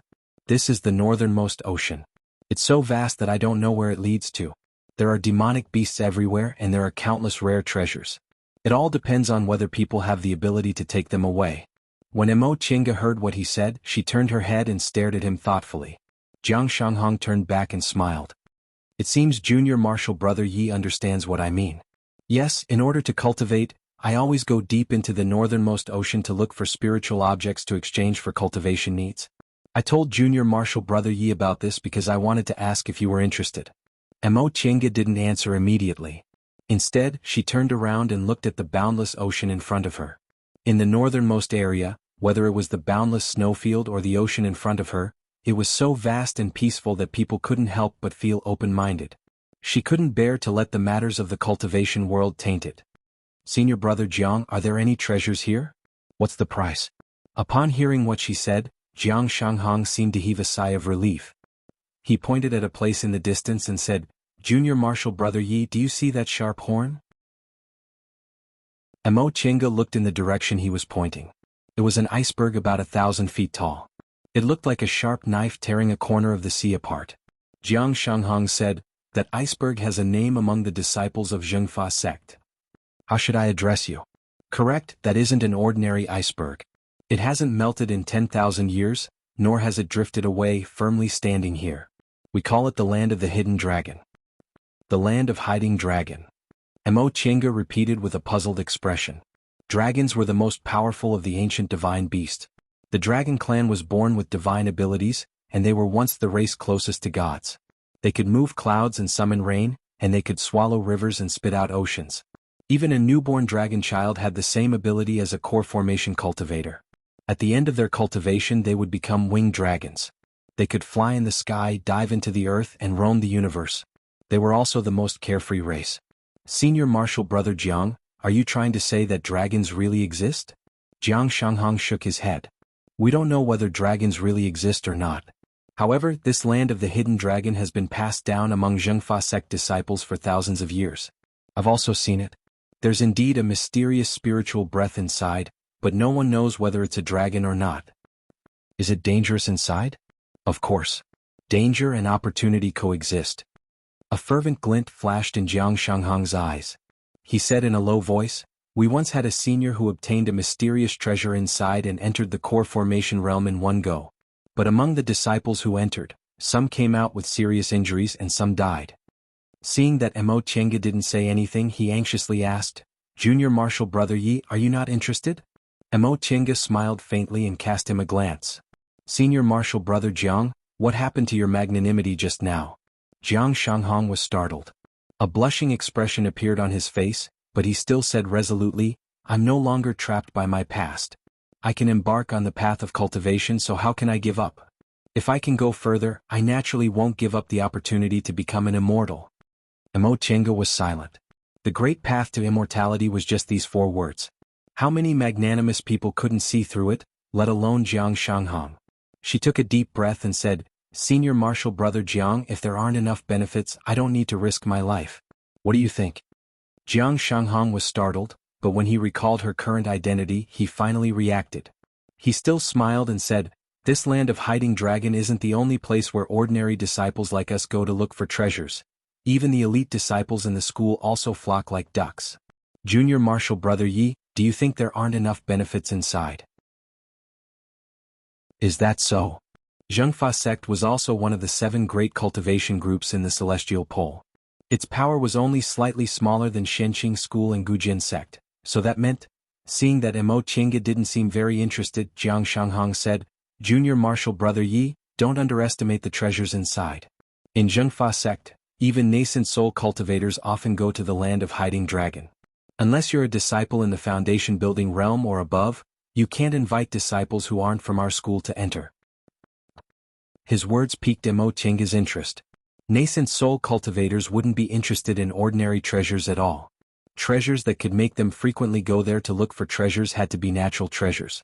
Seeing that Mo Chenga finally looked a little interested, Jiang Shanghong hastily said, "Junior Marshal Brother Yi, if it was someone else I wouldn't want to tell you, but you're my old friend. You're a reliable person and your strength isn't bad, so I felt at ease to ask you to be my companion. You don't need to worry too much and it won't be dangerous to the point of death. Ever since I built my foundation I've been there many times and I always came back safely. As long as I'm careful and well prepared, my life usually won't be in danger." "Is that so?" Mo Chenga was slightly moved by what he said. "That being the case, why did Senior Marshal Brother Jiang insist on inviting me? Wouldn't it be better if we went together?" Jiang Shanghong smiled bitterly and shook his head. "I won't hide this from you. I'm just an ordinary foundation-building cultivator in Zhengfa sect. I don't have a close relationship with my fellow disciples, so I'll always be in a disadvantageous position if we enter the land of Hiding Dragon together. The few people I have a good relationship with are all mediocre. If Junior Marshal Brother Yi goes with me with your help, I'll be able to have a say. So that's how it is." Mo Chenga mulled it over in her heart. What he said seemed to be true. Among big cultivation groups, there were also small groups and Shenqing School was no exception. "Then, when do you plan to go, Senior Marshal Brother Jiang?" Upon hearing Mo Chenga's tone and knowing that she didn't refuse, Jiang Shanghong was delighted. He said, "I return to the tribe this time to prepare for my trip to the land of Hiding Dragon. I've already made an appointment with my fellow disciples, so there's about 10 days left." Mo Chenga nodded. "Senior Marshal Brother Jiang, please tell me what I need to pay attention to." "In fact, it's nothing," Jiang Shanghong said. "Presumably Junior Marshal Brother Yi has prepared medicinal pills, magic tools and so on. There's only one thing. Entering the land of Hiding Dragon requires some secret medicines. Junior Marshal Brother doesn't need to worry about this. I'll prepare your share." "All right." Mo Chenga formally agreed. "That being the case, I'll go with Senior Marshal Brother Jiang." Jiang Shanghong beamed with joy. "Junior Marshal Brother Yi, I'll remember your kindness this time." Mo Chenga waved her hand. "If it's also beneficial to me, it's nothing." Once the two of them finished talking, Mo Chenga observed the surrounding scenery for a while before heading back with Jiang Shanghong. On the way, Jiang Shanghong gave her a brief introduction to the land of Hiding Dragon. As it turned out, the shamans of the northernmost lands already knew about the land of Hiding Dragon before Zhengfa sect arrived. Every year on the 15th day of the 8th month, they would gather there to offer sacrifices. Occasionally, some people obtained fated chances there and advanced to the foundation-building realm. But at that time, the land of Hiding Dragon didn't have this name yet. After Zhengfa sect was established, they learned about the land of Hiding Dragon and sent a nascent Soul Dao ancestor to explore it. In the end, they returned after a thrilling adventure, and the land of Hiding Dragon's name was passed down. The strange thing was that after several thousand years, countless Zhengfa sect disciples entered the land of Hiding Dragon and obtained a lot of treasures from there, but the number of treasures never decreased. Mo Chenga couldn't help but ask, "Senior Marshal Brother Jiang, how's that possible?" Jiang Shanghong answered, "Yes, that's what I thought in the beginning. But ever since I built my foundation, every time I entered the land of Hiding Dragon, I found that it was completely different from the last time." "Completely different?" Mo Chenga was puzzled. "What kind of scenery is it inside?" "Yes, it's completely different." Jiang Shanghong said, "The land of Hiding Dragon is located underwater, so it's a world in the sea. But every time we went inside we found that the terrain was completely different from the last time. Even the demonic beasts and resources were completely different." "Are there any traces of formations inside?" Jiang Shanghong smiled bitterly and shook his head. "I can't see it. Even our nascent soul grandmasters can't see it." Mo Chenga looked pensive. "So you're saying it's an existence that surpasses our current realm?" "Yes." Jiang Shanghong nodded. "Every year on the 15th day of the 8th month, the tide rises. After that, the scenery inside will completely change. We can't stay inside when the tide rises." "Of course. It said that there were people who couldn't come out when the tide rose. After a day passed, they couldn't be found anymore. But..." Jiang Shanghong paused for a moment and said with some hesitation, "I once heard from a senior martial brother that the second layer of the land of Hiding Dragon changes every few years." "The second layer?" Mo Chenga frowned. Are there several layers inside? Correct. There are 3 layers inside. The first layer can be entered by US foundation building and aura refining disciples, but the second and third layers can only be entered by cultivators in the core formation realm and above. Has this been a rule of your Zhengfa sect for several thousand years? Yes. Jiang Shanghong didn't hide anything. This was a rule set by the founder of our sect. Someone once violated it, and as a result, several foundation building cultivators entered the second layer and never came back. Emo Chenga was stunned. It's actually that serious? She pondered for a moment, then asked, then what's in the second layer? Did the core formation seniors in your sect say anything? No. Jiang Shanghong shook his head and advised her, Junior Marshal Brother Yi, our lives are more important. We'll just go to the first layer. If we're lucky on the first layer, we can also obtain natural treasures, so there's really no need to take risks on the second layer.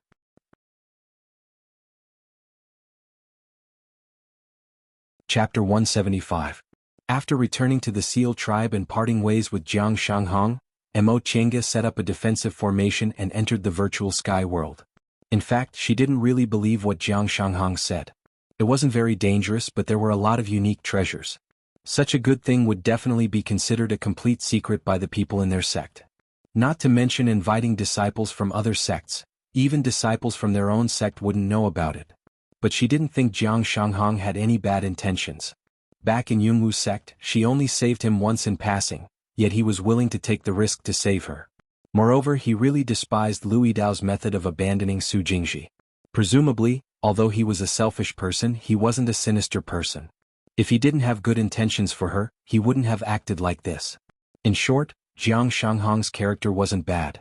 He also saved her life once, which was the main reason why she agreed to go with him. Speaking of unique treasures and benefits, she didn't really desire them now. She already had too many things, so she really didn't need to be so greedy. With that thought in mind, Emo Chenga began to make preparations for the trip. Although Jiang Shanghong said she didn't need to prepare anything, Emo Chenga's personality was like this. She always planned before taking action. This way there would be fewer accidents and she would have a higher chance of survival in a dangerous environment. She took out 2 stone sculpture puppets from her Chenkuan bag. With a single thought, the 2 puppets started to get busy. In the center of her virtual sky world there were several small huts. Outside the huts was a dense bamboo forest.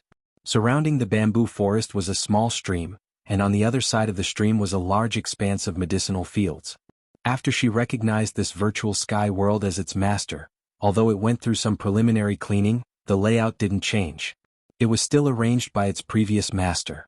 Now that she summoned the 2 stone sculpture puppets, they quickly cleared the bamboo forest in front of the huts, leaving only half of the forest in the back. Then she used the chopped bamboos to build several huts in the open space. When the stone sculpture puppets finished building all the huts, Emo Chenga walked towards the largest one. She opened her hand, causing several formation discs to fly out and be placed in the corresponding positions. She made extremely complicated hand seals and shot spiritual aura, causing all the formation discs to light up. Then she threw the last formation flag and the whole formation was activated. She then put her hand into her Chenkuan bag, took out a pill furnace and put it in the center. This pill furnace was about 2 feet square, covered in dense purple aura, and shrouded in spiritual light. It was the purple wooden furnace Zhong Muling gave her. After taking out the purple wooden furnace and confirming there were no problems, Emo Chenga once again she gave her divine comprehension. She ordered the 2 stone sculpture puppets to use. While the puppets were busy, Emo Chenga wasn't idle either. She reached into her robe and fished out something. It was none other than the Sunstone Wanderer Ziwei gave her.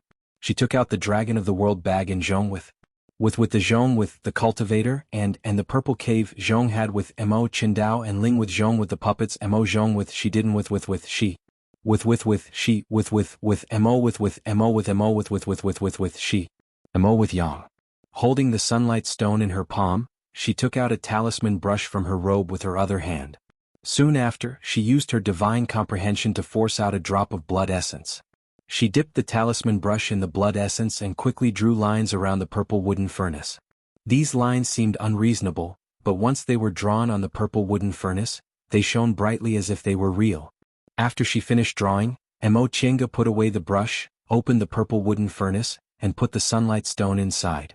She then made a series of complicated hand seals and sealed the sunlight stone at the bottom of the furnace. Once she was done, she felt a wave of tiredness. Blood essence was a person's foundation. Every drop was extremely precious. Even though she was a foundation-building cultivator, losing one drop still made her tired. She sat down cross-legged, took several medicinal pills, and circulated her spiritual aura in her body several times before she finally felt a bit better. At that moment, the two stone sculpture puppets had finished arranging the concocting room. The water from the brook was drawn into the small room through a bamboo pipe, dripping into the small pond. She put away the stone sculpture puppets, pondered for a moment, and decided on the type of medicinal pills she would concoct this time. Healing medicinal pills were necessary, but detoxification and mind-calming medicinal pills were also indispensable. Last time in Ziwei's Immortal's cave, fortunately, Taoist Fangjing brought several mind-calming talismans with him. Otherwise, she would have had to spend a lot of effort. By the time she finished concocting all these medicinal pills, several days had already passed. During this time, she specifically told the maid sent to serve her that she wanted to cultivate clear-headed for several days and not to disturb her if there was nothing important. After that, she prepared some tools that could be used to lay formations temporarily. Time was tight, so she didn't have time to study the Xuanji formation book. However, her attainments in formations had always surpassed cultivators of the same generation, so she was able to lay several sets of formations very quickly, including the 4 symbols 100 flowers formation. If she could finish laying this compound formation, even if she encountered a demonic beast in the 5th rank or above, she wouldn't be completely powerless. In the last few days, Mo Chinga did nothing but closed her eyes, meditated and adjusted her breath, making her body and mind reach their best state. 10 days later she came out of the virtual sky world, removed the formation she laid in the igloo and walked out of the igloo. Jiang Shanghong was already waiting outside. When he saw her coming out he smiled. "Junior Marshal brother, you really kept his word. 10 days is 10 days. Mo Chinga nodded with a smile. "Since I promised Senior Marshal brother Jiang, how could I go back on my word?" At that moment, the two of them suddenly looked up and saw several flight lights flitting across the sky, eventually disappearing in the north. "Junior Marshal brother Yi," Jiang Shanghong said, "it seems they've already gone. Let's go too." The they Jiang Shanghong mentioned were the fellow disciples he'd made an appointment with. Mo Chenga nodded. The two of them immediately used their respective methods, turning into 2 flight lights and swiftly flying away. After flying for about half a day, the two of them once again arrived at the Arctic Sea they went to that day. In the distance, Mo Chenga saw several foundation-building cultivators hovering in the air above the seaside. There were both men and women, and based on their clothes they were Zhengfa sect disciples. Jiang Shanghong immediately led Mo Chenga over. "Senior Marshal brothers and sisters, I'm late. Please forgive me." Jiang Shanghong raised his hand to greet everyone with a smile. Mo Chenga saw that his current behavior and way of doing things were indeed completely different from before. These Zhengfa sect disciples also saluted him back, but there was one person who didn't move. It seemed he was too arrogant to return the salute. Jiang Shanghong naturally also saw it, but he didn't say anything. Instead, he turned to introduce Mo Chenga to his fellow disciples. "This is Junior Marshal Sister Yi Xiaotian from Shenqing School. She's also an old friend of mine. Junior Marshal Sister Ye's cultivation level is outstanding, so I specially invited her." Mo Chenga, who deliberately wore Shenqing School's Taoist robes today, cupped her hands towards them in a manner that was neither servile nor overbearing. "I'm Yi Xiaotian. Greetings to fellow Taoists from Zhengfa sect." Upon hearing Jiang Shanghong's introduction, the Zhengfa sect cultivators' gazes fell on Mo Chenga. Amazement flitted across the male cultivators' eyes, but the 2 female cultivators' gazes were vigilant. Nevertheless, all of them returned the salute. Shenqing School was very powerful now. Compared to Tiandao sect, the #1 cultivation group in the Celestial Pole, it even seemed to surpass them. Even though Zhengfa sect was located in the northernmost area, they still didn't dare to neglect them. Even the most arrogant male cultivator also stared at Mo Chenga and raised his hand to return the salute. "Senior Marshal brothers and Senior Marshal sisters." Jiang Shanghong smiled and said, "I acted on my own initiative and invited Junior Marshal Sister Yi here. You won't take offense, right?" Everyone remained silent and shifted their gazes towards the arrogant male cultivator. That male cultivator was looking at Mo Chenga. Upon hearing Jiang Shanghong's words, he shifted his gaze towards Mo Chenga but immediately withdrew it. Since you're a junior martial sister from Shenqing School, let's come together. Jiang Shanghong finally heaved a sigh of relief when he heard that person relenting. He raised his hand and said, "Thank you, senior martial brother Ren." That person still didn't respond and just stood there motionlessly. Jiang Shanghong didn't mind. He turned towards Emo Chenga and said, "Junior martial sister Yi, come, let me introduce you." Calling her junior martial brother Yi in front of outsiders was really strange, so he changed the way he addressed her. Among the 6 men and 2 women in front of them, the arrogant male cultivator with the highest cultivation level was in the late stage of the foundation building realm. The other 2 male cultivators were in the middle stage of the foundation building realm, while the rest, including Jiang Shanghong, were all in the early stage of the foundation building realm. Jiang Shanghong introduced them one by one. "This is Senior Martial Brother Lu Rongxing, Senior Martial Brother Xiang Jiang, Senior Martial Brother Qiu Jiming, Junior Martial Brother Tang Fong, and Junior Martial Brother Yu Xiaoran." He then moved on to the 2 female cultivators. "This is Senior Martial Sister Ai Xian, Senior Martial Sister Xia." Emo Chenga once again saluted them. Among these people, Lu Rongxing and Xiang Jiang were in the middle stage of the foundation building realm, while the others were in the early stage. The male cultivators were obviously more enthusiastic towards her, but the 2 female cultivators were lukewarm, which made Emo Chenga feel a bit strange.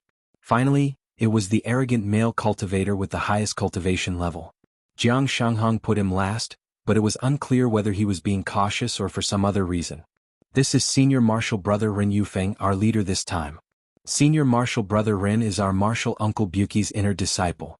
Not only is his cultivation level high, but his skills are also outstanding." Although Jiang Shanghong said that, his tone was indifferent. "Greetings, Senior Martial Brother Ren." Emo Chenga clasped her hands. Since she called Jiang Shanghong's Senior Martial Brother, she naturally had to call him Senior Martial Brother. Between friends, they usually called each other Senior Martial Brother or Junior Martial Brother. Ren Yufeng returned the salute, then finally said, "Junior Martial Sister Yi, you're really young and promising. From what I see, you shouldn't be more than 80 years old, right?" Emo Chenga smiled but didn't deny it. She maintained her appearance as if she was 20 years old. Based on the lifespan of foundation building cultivators, if she was 80 years old or younger, she would have her normal appearance instead of the effects of a look-preserving pill. Although look-preserving pills could keep one's appearance unchanged, experienced cultivators would most likely be able to see some clues. Probably because people were getting older, some of their behaviors and actions would naturally be different. "Senior Martial Brother Ren is too polite. I was just lucky." "Lucky?" Ren Yufeng chuckled, then said meaningfully, "If you could make a realm breakthrough just because you were lucky, wouldn't the world be full of high-level cultivators?" His words were a bit strange, so Emo Chenga just smiled and didn't say anything. Ren Yufeng swept his gaze over everyone, then said, "Good people, everyone's here, we can set out now." No one had any objections. A group of 10 people rode on their flying magic tools, then flew towards that huge iceberg together. Emo Chenga and Jiang Shanghong were at the very back. Emo Chenga thought for a moment, then sent Jiang Shanghong a secret message. "Senior Martial Brother Jiang, why are their attitudes so strange? It seems like your senior martial sisters don't really welcome me." A strange smile appeared on Jiang Shanghong's face. He also sent her a secret message. "Junior Martial Brother Yi, you've probably been disguised as a man for too long that you've forgotten you're a woman, right? It's perfectly normal for my 2 senior martial sisters to dislike you. Women simply can't bear to see other people prettier than them."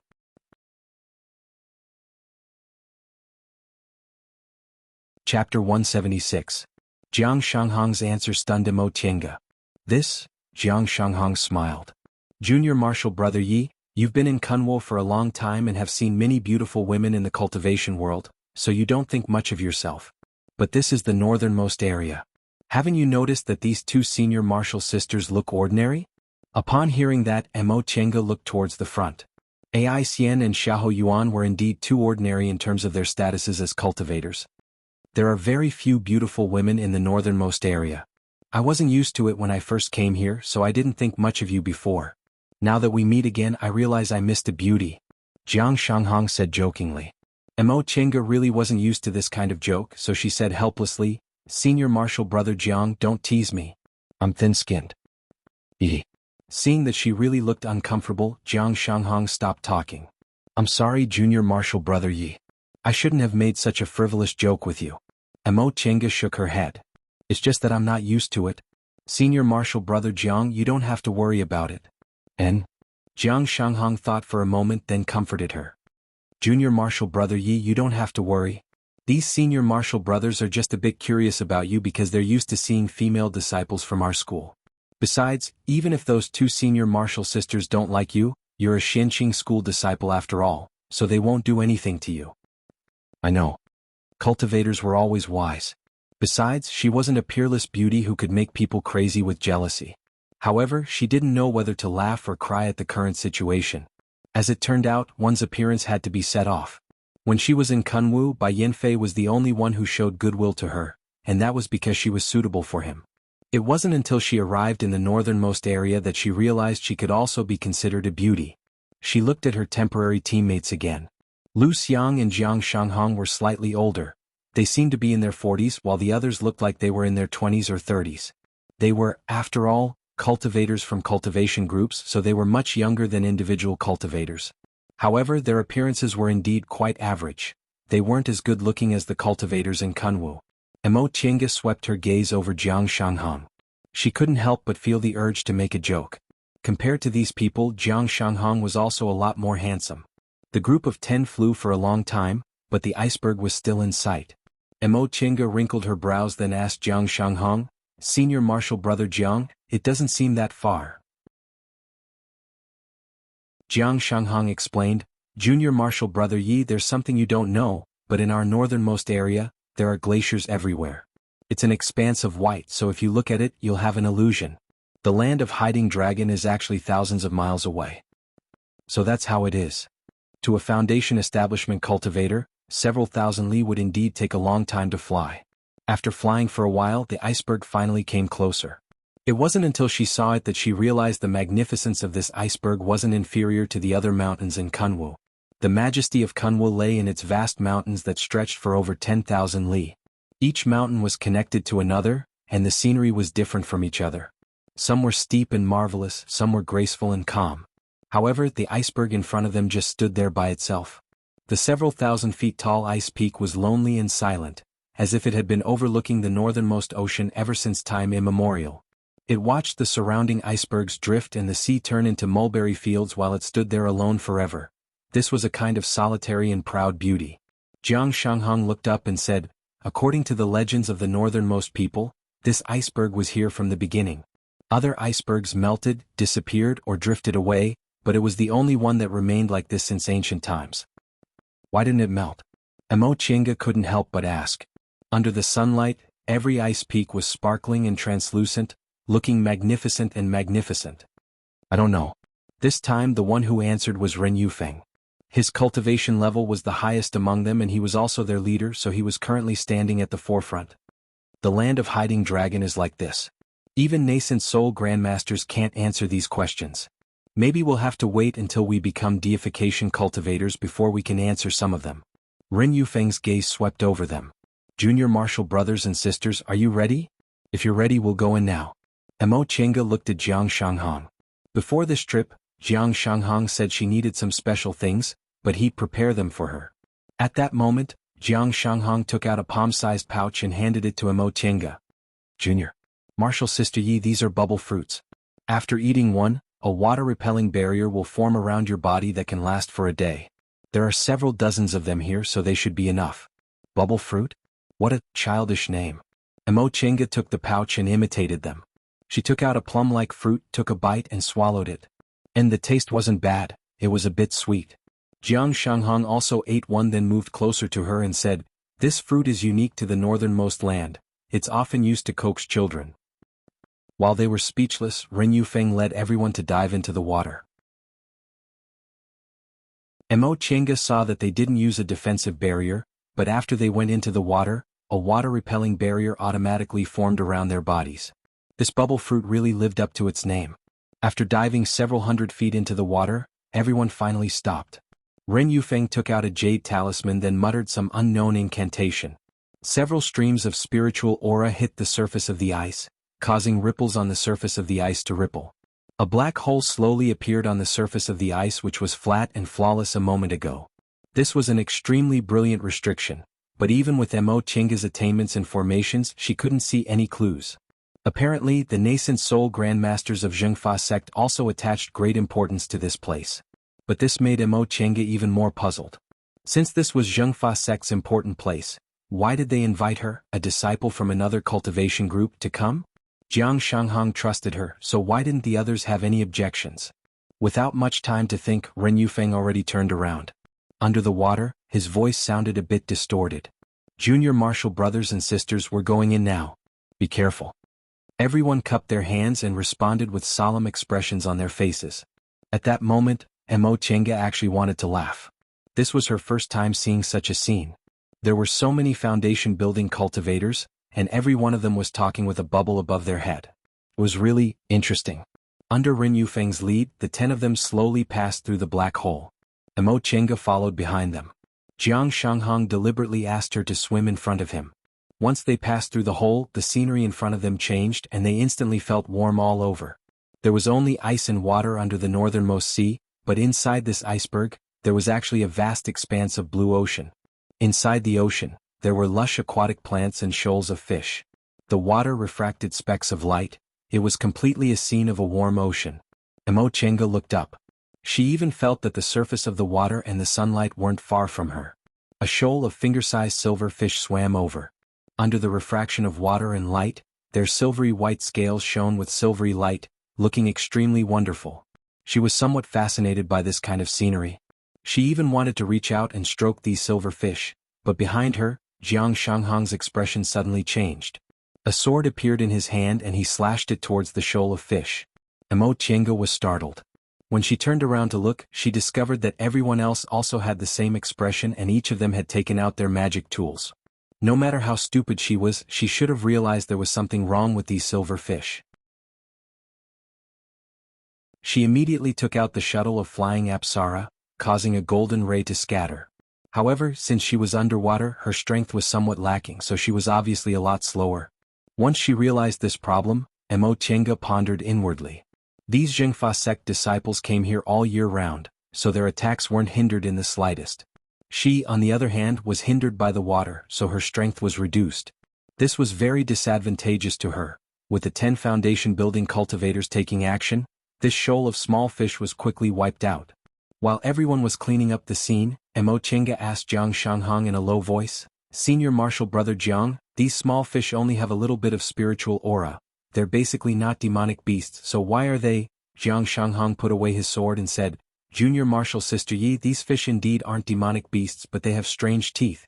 If we're touched by them they'll bite us, they can even bite through our protective barriers."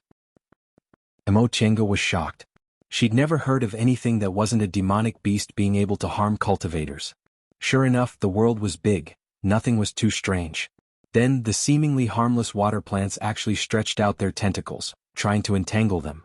There were even huge mouths in the bushes that wanted to swallow them whole.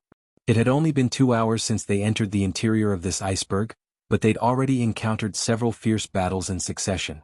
Only then did Mo Chinga understand what Jiang Shanghong meant. When facing these strange creatures, they had to be vigilant at all times. Things that seemed harmless might actually kill them. Therefore, danger lurked everywhere here. There were many small things that you might not notice, but they were actually dangerous things.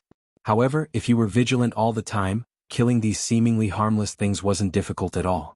By the time they finished killing a group of transparent jellyfish, they'd already arrived at a huge coral reef.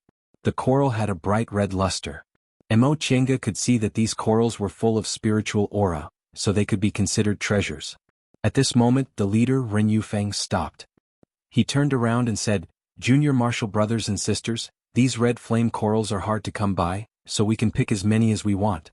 However, there might be some dangerous little things hidden among them, so you must be careful." Everyone nodded and agreed. Soon afterward, they scattered in all directions, looking for a piece that caught their fancy. Jiang Shanghong also pulled Mo Chinga to a spot and said, "Junior martial sister Yi, these red flame corals are at least 1,000 years old. Let's pick some of them and take them back. Even if we don't get anything else later, this trip won't be in vain." Corals were only used in a few special pill recipes. They had never been used in tool refining, so they weren't very valuable. Nevertheless, they were still spiritual objects that were 1,000 years old and rarely circulated in the world. If they kept some of them, they might be able to use them in the future. Jiang Shanghong had already taken out his flying sword and was carefully cutting a clump of coral. Emo Chenga imitated him. She also took out her own small flying sword and carefully cut a piece of coral. After confirming there was no danger, she finally put it into her Chengkuan bag. After collecting several pieces, Emo Chenga finally stopped. She wasn't greedy. Ren Yufeng said there might be danger in these coral clumps, so taking these risks for things that weren't too precious wasn't worth it. After a while, Ren Yufeng also spoke. That'll do. Everyone stop. Don't pick too many, it won't be worth it if there's danger. Once he spoke, all the Zhengfa sect cultivators obediently stopped, collected their harvests and moved closer to him. Everyone gathered together, but Ren Yufeng didn't seem to have any intention of moving forward. Instead, he swept his gaze over everyone with a very solemn expression. In the end, his gaze fell on Emo Chenga, but he said to Jiang Shanghong, Junior Marshal Brother Jiang, have you told Junior Marshal Sister Yi about the purpose of this trip?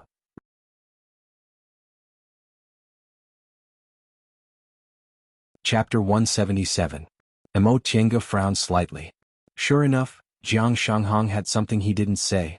Jiang Shanghong glanced at her, then said to Ren Yufeng, I haven't told you in detail. Ren Yufeng said, then it's time. Emo Chenga turned to look at Jiang Shanghong, waiting for his explanation.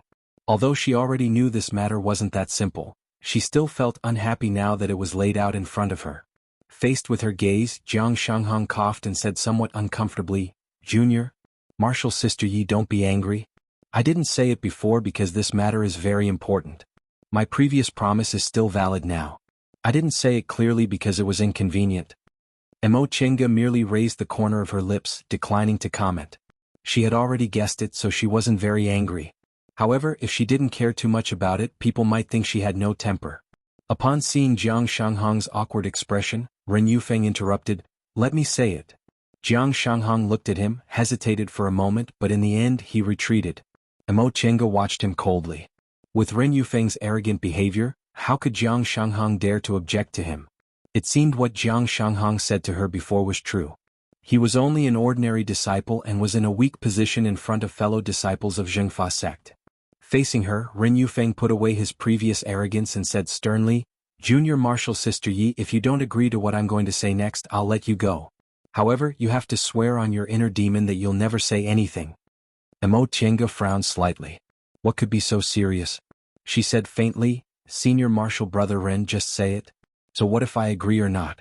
Everyone here is your fellow disciples, so it'll be very easy to deal with me. Ren Yufeng choked on her words, and Jiang Shanghong even turned his head away. That was indeed their plan. In any case, she was alone, so if she didn't agree, they could use force to threaten her.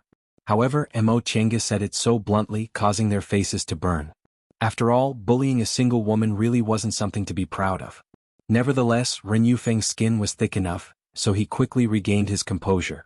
He said, Junior Marshal Sister Yi, do you think the masters in the group would allow us to tell others about a place like the Land of Hiding Dragon where we can often find unique treasures? Upon hearing what he said, Emo Chenga cast a glance at Jiang Shanghong. So you're saying, everything Senior Marshal Brother Jiang said before was false? Of course not. Jiang Shanghong hastily denied it. The Land of Hiding Dragon is indeed a place where we can often find treasures. Aside from the fact that it's a secret of our school, everything else is true. Emo Chenga turned to look at Ren Yufeng. Then what did Senior Marshal Brother Ren mean? We'll have to start from the time we entered the Land of Hiding Dragon. Ren Yufeng stared sharply at Emo Chenga as if he was observing her expression. He said slowly, 3 months ago, I, Junior Marshal Brother Xiang, Junior Marshal Brother Tang, and Junior Marshal Brother Jiang entered the Land of Hiding Dragon together and discovered a secret place. Unfortunately, the 4 of us weren't strong enough, so we returned in low spirits. In the following months, we've been looking for trustworthy people to enter with us so we can find treasures. What does that have to do with me? Emo Chenga was puzzled. Fellow disciples like you are more trustworthy than an outsider like me. If you want to look for companions, you should look for your fellow disciples. Let's talk about this secret place first, Ren Yufeng said. The last time we entered this place, we accidentally encountered a 5th-rank demonic beast as soon as we entered. Although a 5th-rank demonic beast is equivalent to a cultivator in the core formation realm, it's not like the 4 of us didn't have the power to fight it. What's worse is that this demonic beast has an extremely strong resistance to water and ice element spells. Junior Martial Sister, ye must know that our Zhengfa sect is built on the northernmost glaciers, and all the disciples in our sect practice water and ice element cultivation techniques. Even our magic tools are of this type, so we could only retreat in defeat. So you wanted to find a cultivator who isn't a disciple of your sect to deal with this demonic beast. Correct. Seeing that there was nothing unusual about her expression, Ren Yufeng relaxed a bit and said frankly, unfortunately, our Zhengfa sect is located in the northernmost region, so outsiders rarely come here. Even if there are foreign cultivators, we don't want them if their cultivation levels aren't high enough or if their character isn't reliable. Previously, I already had the idea to go to Kunwu to find a suitable candidate. Emo Chenga was silent. If it was really as they said, this matter wasn't unacceptable. As soon as Junior Martial Sister Yi arrived in the northernmost region, Junior Martial Brother Jiang had the idea and sent me a message to ask whether it was feasible. He guaranteed you were a trustworthy person, so I agreed. In other words, Jiang Shanghong had a premeditated plan from the beginning. As she thought up to this point, Mo Chenga glanced at him expressionlessly. Although the matter wasn't serious, she still felt unhappy. She didn't mind self-interest, but she really minded being dragged into a matter without permission. Jiang Shanghong was a bit embarrassed. He seemed to want to explain, but in the end he gave up. Alright, Senior Martial Brother Ren, please tell me what I need to pay attention to. Also what I'll get in the end, what I have to give. Of course. Upon seeing that she agreed, Ren Yufeng smiled. First of all, I want to tell Junior Martial Sister Yi that the level of danger inside isn't much different from the first layer of the Land of Hiding Dragon. It's just that there's a 5th-rank demonic beast guarding the door. Although 5th-rank demonic beasts are equivalent to core formation cultivators, they're not core formation cultivators, so their intelligence is far inferior to humans. I've already thought of a way to deal with this demonic beast. What Junior Martial Sister Yi has to do is listen to my instructions and attack it. Since Junior Martial Sister Yi has become our companion, you can naturally get a share of the treasures. As for how much you get, it'll depend on how much you do. Mo Chenga nodded. She could accept all of this, but, Senior Martial Brother Ren, it's not that I don't trust you, but I'm alone on this trip, so it's really a bit. She paused and swept her gaze over everyone in front of her. Ren Yufeng understood what she meant, so he asked, Junior Martial Sister Yi, if you have any requests, just say them. If I can agree to them, I'll definitely agree. All right. Mo Chenga said bluntly, I want Senior Martial Brother Ren to make an oath that you won't hurt me on this trip. If you succeed in the end, you'll definitely let me leave safely. Ren Yufeng was silent. He naturally understood what she wanted him to make an oath. Just now he asked Mo Chenga to make a heart demon oath if she didn't agree. Now Mo Chenga only asked him to come back. He clenched his teeth, then said heavily, fine. Upon hearing his answer, Ai Xian, a female cultivator from Zhengfa sect, cried out involuntarily, Senior Martial Brother Ren, how could you do that? Ren Yufeng swept a glance at her, then said faintly, Junior Martial Sister Ye's concerns aren't unreasonable. Besides, if I don't intend to violate your promise, it doesn't matter if I make an oath or not. Mo Chenga smiled. Senior Martial Brother Ren is really bold. Junior Martial Sister feels ashamed of her inferiority. Although she said that, she didn't take back what she said. There were 9 people on the other side and she was alone. Who knew if they wouldn't want to share a share of the loot with her and would try to rob her of the treasures she had. Although Jiang Shanghong was familiar with her and probably wouldn't harm her, his status wasn't high enough, so he still had to see what Ren Yufeng thought.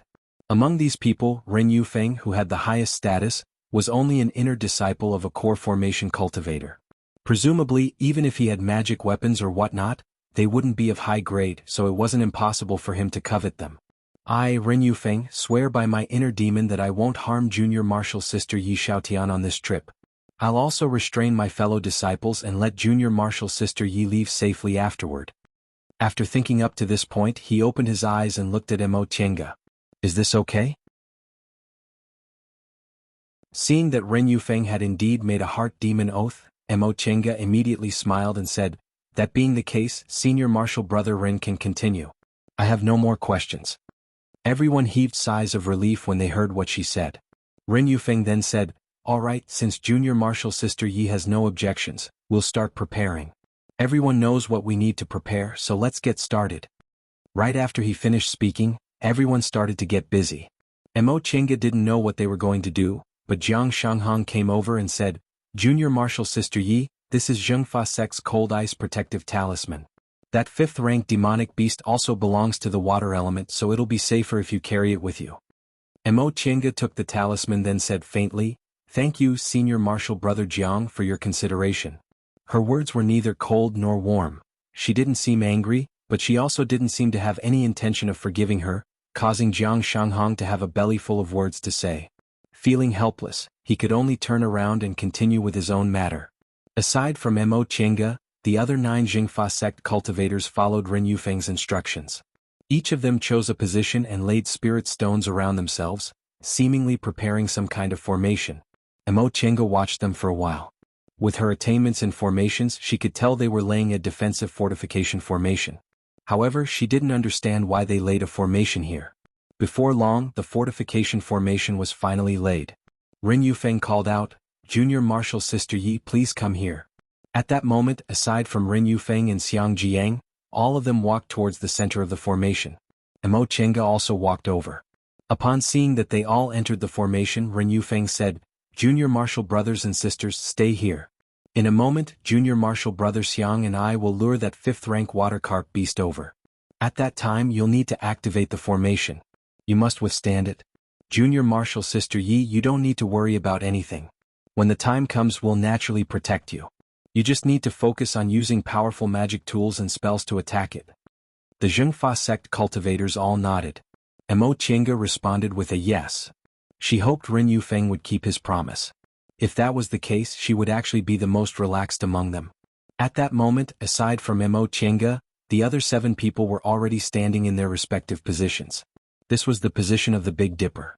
The one with the highest cultivation level, Lu Rongxing, stood at the forefront to preside over the formation. As for Mo Qianga, she stood in the very center, precisely the position where the formation would protect her.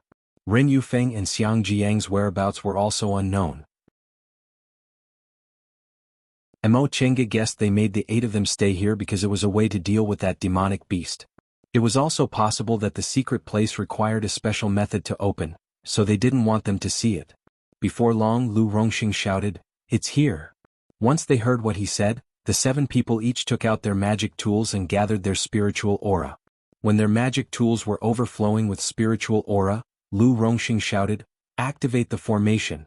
The 7 people raised their spirit tools at the same time. 7 streams of spiritual aura hit the 7 eyes of the formation. The spiritual aura soared into the sky, but all of them were blue. Zhengfa sect cultivators all practiced water element cultivation techniques, so their spiritual aura was naturally the same. The 7 streams of spiritual aura converged above the formation, forming a protective cover that firmly protected the 8 people inside the formation. Mo Qianga also took out several magic weapons and magic tools, preparing herself for the battle. Her divine sense was stronger than Lu Rongxing's, not weaker. Although she wasn't as agile as Zhengfa sect cultivators underwater, she had long sensed that Ren Yufeng and Xiang Jiang had returned. Now that the formation was activated, the aura of that 5th rank demonic beast was already assaulting them.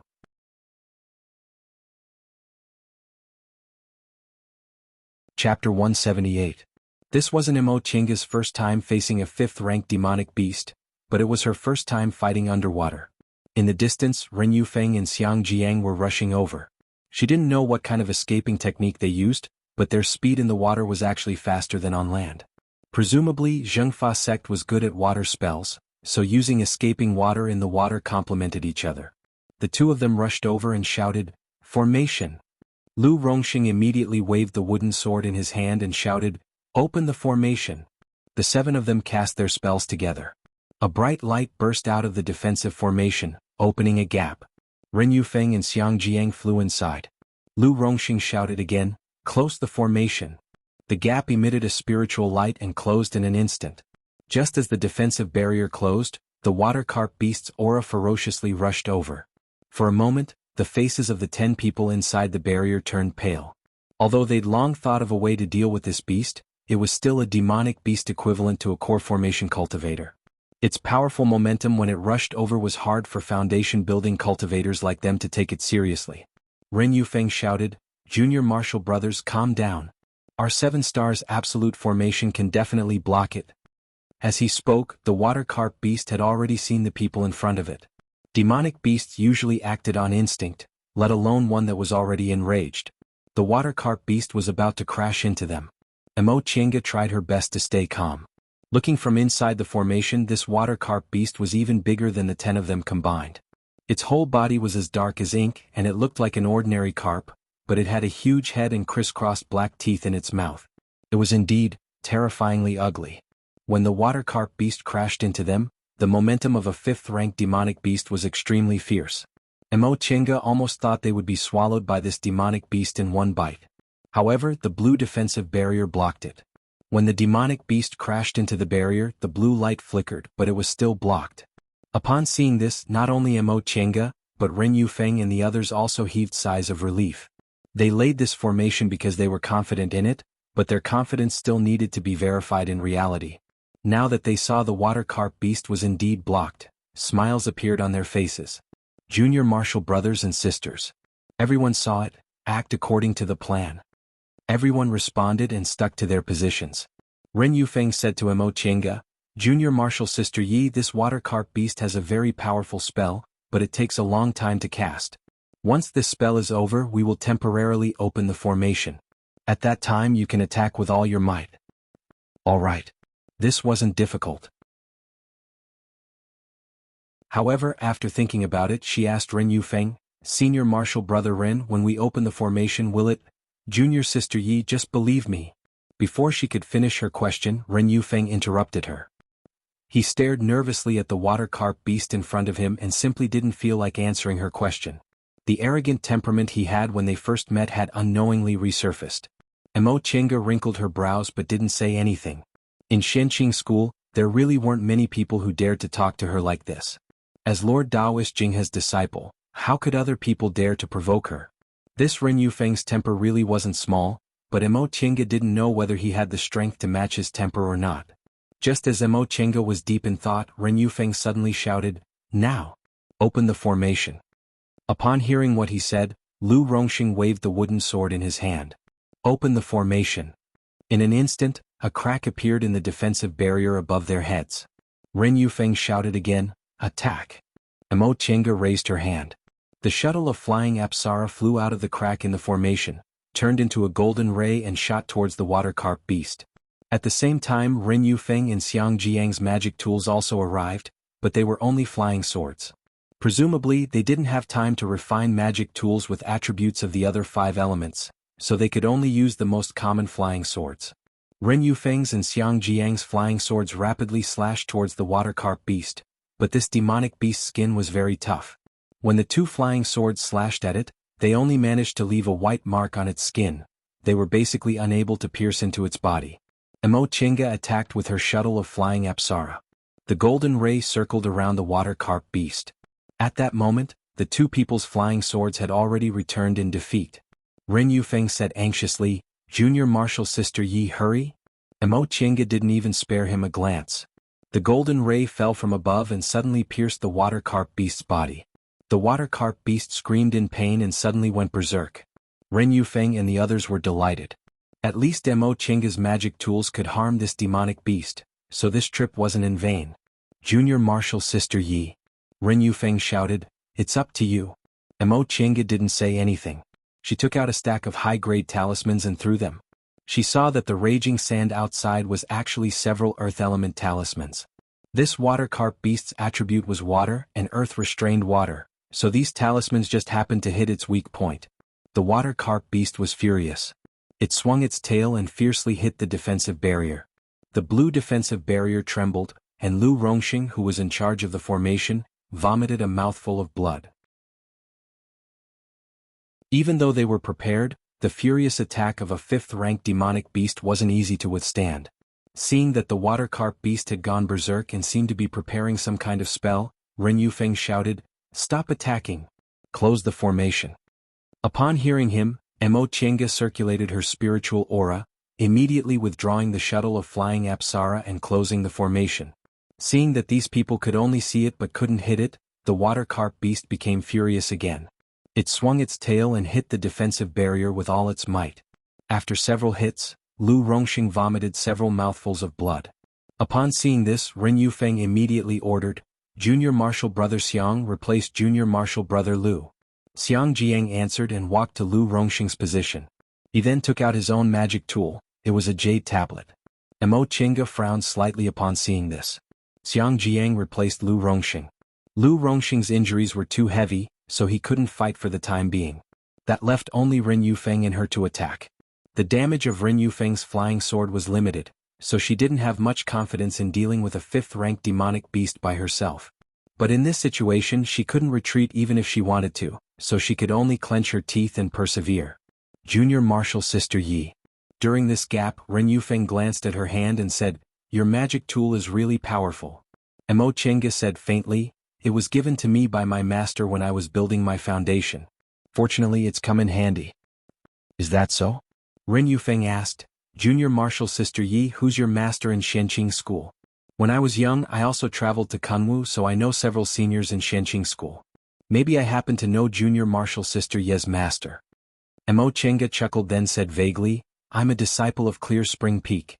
My master hasn't gone out for many years, so Senior Martial Brother Ren probably doesn't know him." "Oh." She spoke so vaguely, but Ren Yufeng was also a perceptive person. He could tell she didn't want to talk about it, so he didn't continue asking. He just stared at her thoughtfully for a while before continuing to watch the water carp beast outside. Zhengfa Sect's 7 stars absolute formation was indeed outstanding. Even though the water carp beast was enraged, it still firmly withstood the attacks. The time to open the formation for the second time soon arrived. This time the water carp beast was already slightly injured, so Ren Yufeng's flying sword was finally effective. It left a slight cut on the water carp beast's body. Mo Qingge still attacked with the shuttle of flying apsara, mixed with flying needles and small flying knives. Unfortunately this water carp beast's skin was really thick. Aside from the shuttle of flying apsara, nothing else could do much damage to it. As for talismans, she'd already thrown out several high-grade talismans, so she didn't have many left. She didn't want to waste any more. After grinding for a while, the water carp beast's temper was once again provoked, so the formation closed again. This repeated several times. The water carp beast was helpless against them, and it also suffered many small injuries. Finally, its strength was somewhat exhausted, and its movements also started to slow down. Seeing this situation, Ren Yufeng said happily, "Everyone be more alert. The water carp beast's movements are slow, we'll be able to grind it to death soon." Upon hearing Ren Yufeng's reminder, the Zhengfa sect cultivators who were painstakingly guarding the eye of the formation glanced at the water carp beast. Their spirits were all shaken. Even Lu Rongxing, who was sitting cross-legged to heal his injuries, also opened his eyes in excitement. Xiang Jiang, who was in charge of the formation in Lu Rongxing's place, also raised his head to take a look. He then said weakly, "Senior Martial Brother Ren, if this doesn't work I won't be able to hold on for much longer." For such a strengthened defensive formation, the person in charge of the formation had to endure a lot more attacks than the others. Among them, including Mo Qingge, there were only 3 middle-stage foundation building cultivators and 1 late-stage foundation building cultivator. Ren Yufeng had to take command, and Mo Qingge didn't understand Zhengfa sect's cultivation technique, so only Lu Rongxing and Xiang Jiang could preside over this formation. Lu Rongxing was already exhausted, so no one could replace Xiang Jiang. Seeing Xiang Jiang's condition, Ren Yufeng muttered to himself for a while then said, "Junior Martial Brother Xiang, if you can't hold on for much longer, the next time we open the formation, we'd better work harder and directly kill this water carp beast." These words were actually directed at Mo Qingge. Mo Qingge was currently meditating. Although she didn't need to continuously output her spiritual aura, attacking a 5th-rank demonic beast really consumed a lot of her spiritual aura, so she could only make the best use of this time to quickly recover her spiritual aura. Mo Qingge opened her eyes and stood up. "Senior Martial Brother Ren, I don't have many talismans left, so I'm really not sure if I want to directly kill it next time." "Rest assured, Junior Martial Sister Yi," Ren Yufeng said anxiously, "your talismans are only useful. When we find the treasures we'll give you more." Mo Qingge wanted to say that wasn't what she meant, but after thinking about it she didn't say it. She still had a killing move she hadn't used because she always felt it wasn't the right time yet. However, she couldn't care about that now. Aside from her, these Zhengfa sect cultivators didn't have any effective means to deal with this water carp beast. If she didn't use it and their defensive formation was broken, it'd be very difficult for her to get away with it. Just as she was thinking, the formation was activated once again.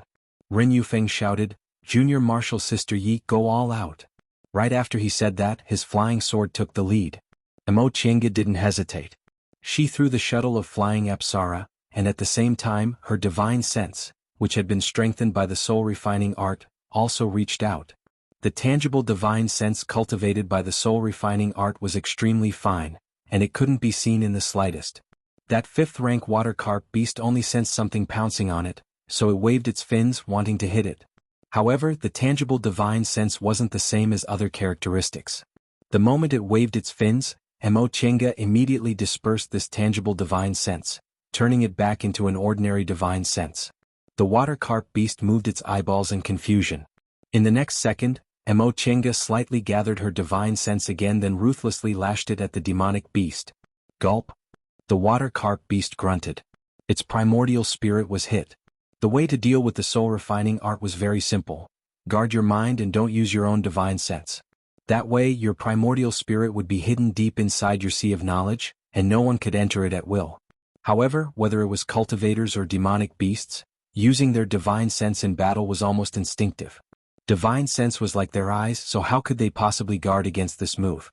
Demonic beasts in particular didn't have any intelligence, so using their divine sense was a subconscious action. Taking advantage of the fact that the water carp beast's primordial spirit was hit, Emo Chenga followed up with another attack. At the same time, she maneuvered the shuttle of flying Apsara to make it look like she was attacking.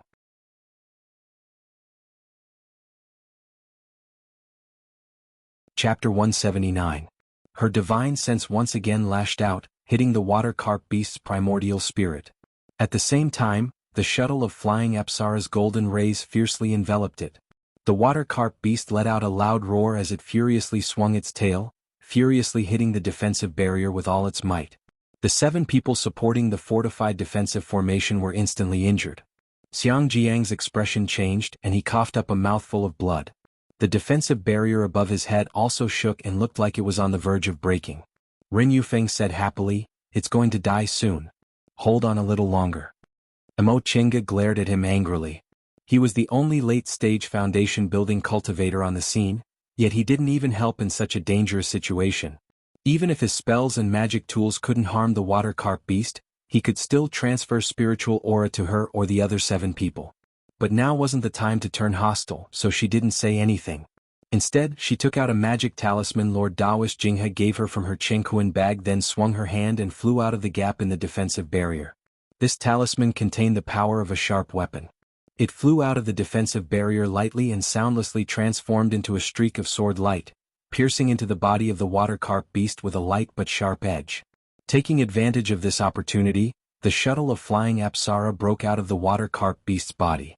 The water carp beast frantically swung its tail, but in the end, it couldn't hold on any longer. It let out a whimper and went limp. Blood flowed out of the water carp beast's body, dyeing the surrounding water red. The scene was extremely quiet. Everyone still hadn't regained their senses from this battle. Emo Chenga was the first to wave her hand. The shuttle of flying Apsara's golden rays emitted a clanging sound and flew back to her hand. The others finally woke up as if they had just woken up from a dream. Senior Martial Brother Xiang, Ai Xian and Xiahou Yuan shouted at the same time. The 2 of them were closest to Xiang Jiang, so they immediately rushed forward to support him. The blue defensive barrier above their heads cracked, and Xiang Jiang fell down. Ren Yufeng hastily went to check on Xiang Jiang's condition. Although none of the 10 of them died, the 2 middle-stage foundation-building cultivators were half dead and almost lost their fighting strength. Taking advantage of this period of rest, Emo Chenga quietly asked Jiang Shanghang, "Senior Martial Brother Jiang, what's inside that secret area that made you guys willing to look for an outsider instead of revealing this matter to the group?" This time, Emo Chenga's tone wasn't distant, making Jiang Shanghang happy. He leaned closer and said, "Junior Martial Brother Yi, I once told you that there's a mysterious aura in this land of hiding dragon, right?" "But Senior Martial Brother Jiang, didn't you say that even the nascent soul seniors don't know what's going on?" "That's right, it's supposed to be like this." Jiang Shanghang hesitated for a moment before he said, "Every time we enter this land of hidden dragons, the scenery is completely different. However, there's only one place that's the same, the Divine Dragon Monument in the center. Now, no one can recognize the words on the Divine Dragon Monument, That mysterious aura is coming from the Divine Dragon Monument. For thousands of years, the disciples in the sect have been saying that this mysterious aura is the breath of the Divine Dragon. Divine Dragon's breath. Mo Chenga repeated. Although they couldn't be certain that it was the Divine Dragon's breath, based on the fact that these Jingfa sect disciples gave it this name, it was obvious that this mysterious breath was definitely unusual. In the end, none of us knows whether it's the Divine Dragon Monument or not. Jiang Shanghong sighed and said, for so many years, the nascent soul grandmasters of Jingfa sect have never been able to completely understand this Divine Dragon Monument. They only know that the power contained in this monument is extraordinary and can't be offended. It's also because our Jingfa sect hasn't been around for a long time. Maybe after several tens of thousands of years, with the combined efforts of several generations of disciples, we'll be able to comprehend it. Jingfa sect was founded several thousand years ago, but in fact it couldn't be considered a long time. A nascent soul cultivator's lifespan was about 1 or 2,000 years, so several thousand years was only enough for a few generations. Among the 7 great cultivation groups in the Celestial Pole, Jingfa sect was the only one that had been founded for several thousand years. All the other cultivation groups had been around for more than 10,000 years. What does this have to do with the secret place you guys discovered? Jiang Shanghong said, it's precisely because we haven't been able to comprehend this Divine Dragon Monument and because the nascent soul grandmasters are all busy cultivating that over time, disciples like us simply don't go to the Divine Dragon Monument's location. Last time, the 4 of us entered this land of hidden dragons together and happened to go to the Divine Dragon Monument, but we suddenly discovered something abnormal there. Jiang Shanghong paused for a moment. As he expected, he saw curiosity on Mo Chenga's face, so he continued to say, there's nothing wrong with the Divine Dragon Monument. What's wrong is that an entrance to an underground palace appeared next to the Divine Dragon Monument. An underground palace? Mo Chenga asked. An underground palace underwater? Correct. Jiang Shanghong continued to say, when we came in it was just after the 15th day of the 8th month, so we should be the first batch of disciples to see this underground palace. After we entered the underground palace, we sensed an aura that was exactly the same as the aura on the Divine Dragon Monument, but it was much stronger. What? Since it was called Divine Dragon's Breath, it must be extremely vast and majestic. However, nascent soul cultivators were already helpless against the Divine Dragon Monument, yet this unknown underground palace unexpectedly also had such a mysterious aura, and it was much stronger than before? How could foundation building cultivators like them possibly offend such an aura? Mo Chenga's expression changed several times. In the end she said, Senior Martial Brother Jiang, regardless of whether this is Divine Dragon's Breath or not, you said the power of this aura is extraordinary and can't be offended. What can we obtain by entering the underground palace? Jiang Shanghong smiled bitterly. This question. I really can't answer it because Senior Martial Brother Ren was the only one who found the time to go inside. Then why did you still advise me like that? Mo Chenga wrinkled her brows and suppressed the unhappiness in her heart. Jiang Shanghong solemnly guaranteed that the inside wasn't too dangerous and they could obtain treasures. As it turned out, even he himself wasn't sure. Jiang Shanghong sighed. It was Senior Martial Brother Ren who guaranteed that. At that time, as soon as we entered the underground palace, we were stopped by the water carp beast guarding the entrance. Senior Martial Brother Ren used a magic talisman to temporarily trap the water carp beast so the 3 of us could deal with it. He himself went inside to take a look. What did Senior Martial Brother Ren say in the end? Jiang Shanghong paused for a moment, then said with some hesitation. Senior Martial Brother Ren said the layout inside was complicated. He only had time to take a few glances and there seemed to be a pill concocting room. Although that was what he said, Jiang Shanghong himself wasn't too sure. A pill concocting room? Since it was an underground palace, how could there possibly be a pill concocting room? Junior Martial Brother Yi. Jiang Shanghong stared at her and said frankly, I've already told you the truth, I'm only an ordinary cultivator in Jingfa sect. Senior Martial Brother Ren's cultivation level is higher than mine, and he's also a core formation martial uncle's inner disciple, so his status is much higher than mine. Last time, I was able to accompany him to this land of hiding dragon because I was familiar with Junior Martial Brother Tangfong. Whatever he said, I naturally had no choice but to obey. However, he also had no reason to deceive us, right? What he said made sense. If there weren't any benefits, Ren Yufeng wouldn't have gone through so much trouble to find someone to take the risk with him. Mo Chinga thought for a moment then asked, Senior Marshal Brother Jiang, since you can discover the underground palace, other people can too. There's bound to be people who happen to go to the Divine Dragon Monument. Can you guarantee that no one else saw it after you left? When this question was brought up, Jiang Shanghong smiled and said, You can rest assured. When we left last time, Senior Marshal Brother Ren and Senior Marshal Brother Xiang used a special technique to hide it, so other disciples in the same realm as us definitely couldn't see it. It's precisely because the scenery of this land of hiding dragon changes every year and we don't have a lot of time that we came here in a hurry. Just as they were talking, Ren Yufeng, who seemed to have finished treating Lu Rongxing and Xiang Jiang's injuries, walked towards them. Junior Marshal Sister Yi, Junior Marshal Brother Jiang, what are you talking about? Ren Yufeng's current expression was very amiable. It seemed like he was in a very good mood after smoothly killing the water carp beast. After spending half a day with him, Mo Chinga felt that not only did he have a bad temper and a high opinion of himself, but he also didn't have any leadership skills. He only relied on his status and cultivation level, so the things he did were indeed unpleasant. However, since he greeted her with a smile, there was no reason for her to slap him in the face. Therefore she also smiled politely. I'm still a little unclear about this land of hiding dragon, so I was asking Senior Marshal Brother Jiang. Oh, I see. In fact, Junior Marshal Sister Yi can just ask me. Junior Marshal Brother Jiang also doesn't know much. Ren Yufeng waved his hand, seeming to be very proud of himself. Upon hearing what he said, Jiang Shanghong helplessly glanced at her and said, Junior Marshal Sister Yi, you can chat with Senior Marshal Brother Ren. I'll go check on my 2 Senior Marshal brothers. Knowing Jiang Shanghong didn't want to and didn't dare to offend Ren Yufeng, Mo Chinga didn't ask him to stay. In any case, she wasn't afraid of Ren Yufeng. From what she saw just now, Ren Yufeng's water-escaping technique was top-notch, but as for his means, he really didn't deserve to be called a late-stage foundation-building elite disciple of a big cultivation group. Even if Ren Yufeng didn't use any of his tricks, Mo Chinga was confident she wasn't inferior to him. If they fought, she had more than an 80% chance of winning. Once Jiang Shanghong left, Ren Yufeng said to Mo Chinga, Junior Marshal Sister Yi, the magic tool in your hand is unusual, and you also have several treasures on you.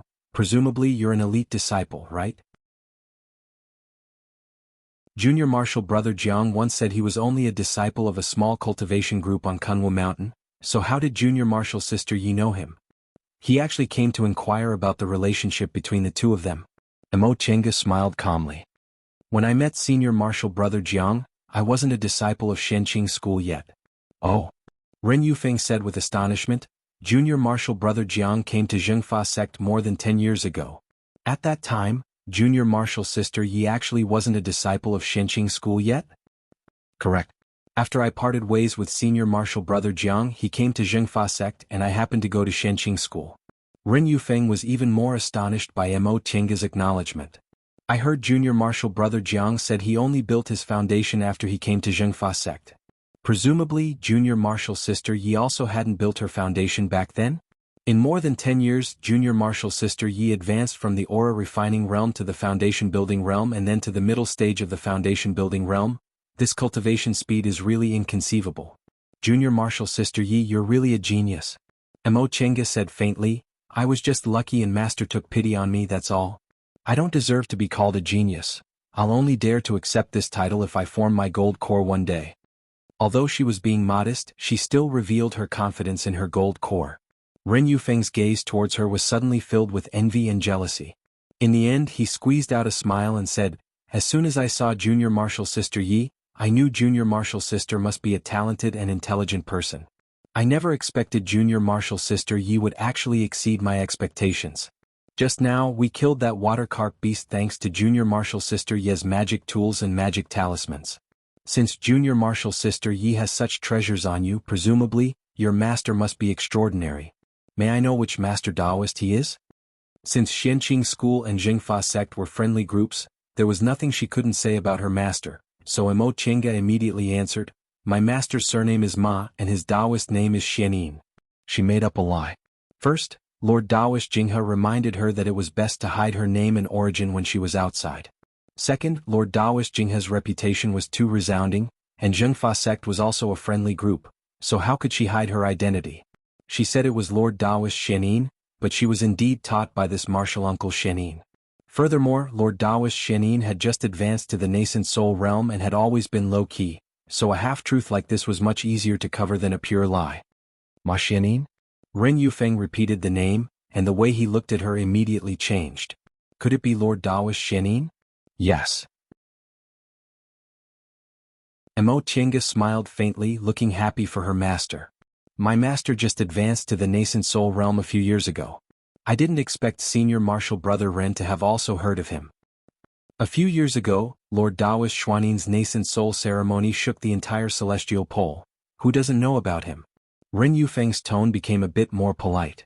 I never expected Junior Marshal Sister Yi to be Lord Daoist Xuanin's brilliant disciple. I've truly been disrespectful.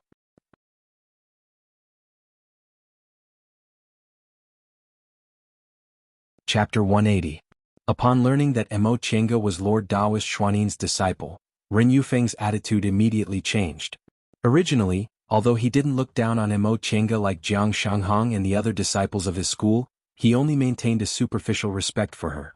Now, however, his gaze was filled with respect. A nascent soul cultivator's disciple, even if it was only a nominal disciple, was several times more noble than a core formation cultivator's disciple.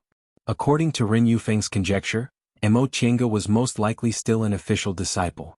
Because Lord Daoist Xianin hadn't formed his nascent soul for long, most of his disciples were definitely still in the foundation-building realm. However, based on the cultivation level and methods Mo Tiange displayed, she was definitely qualified to be an advanced inner disciple of a core formation cultivator. Ren Yufeng corrected his attitude in his heart, but at the same time he was secretly jealous.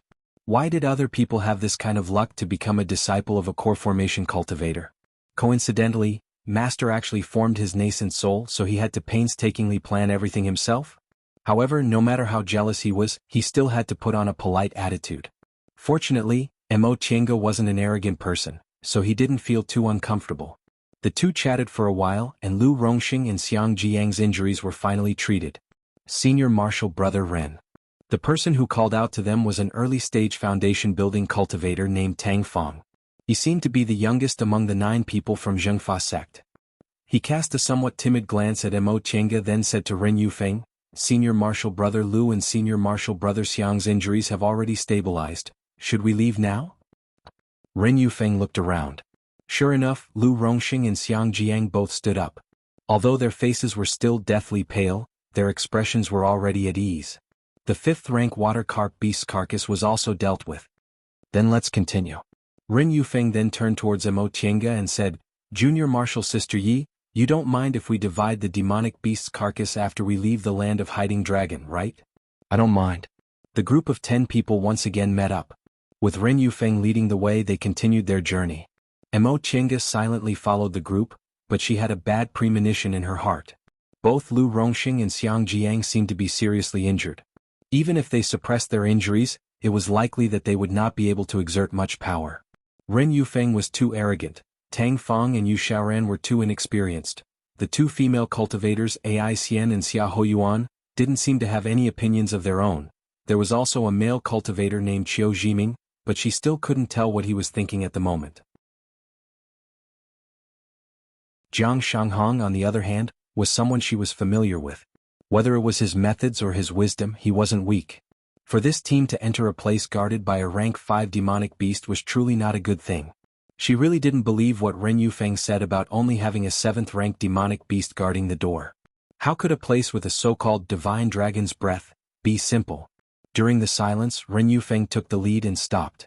He turned around and said, Junior Marshal brothers and sisters, we've arrived at the Divine Dragon Monument. Prepare to remove the restrictions.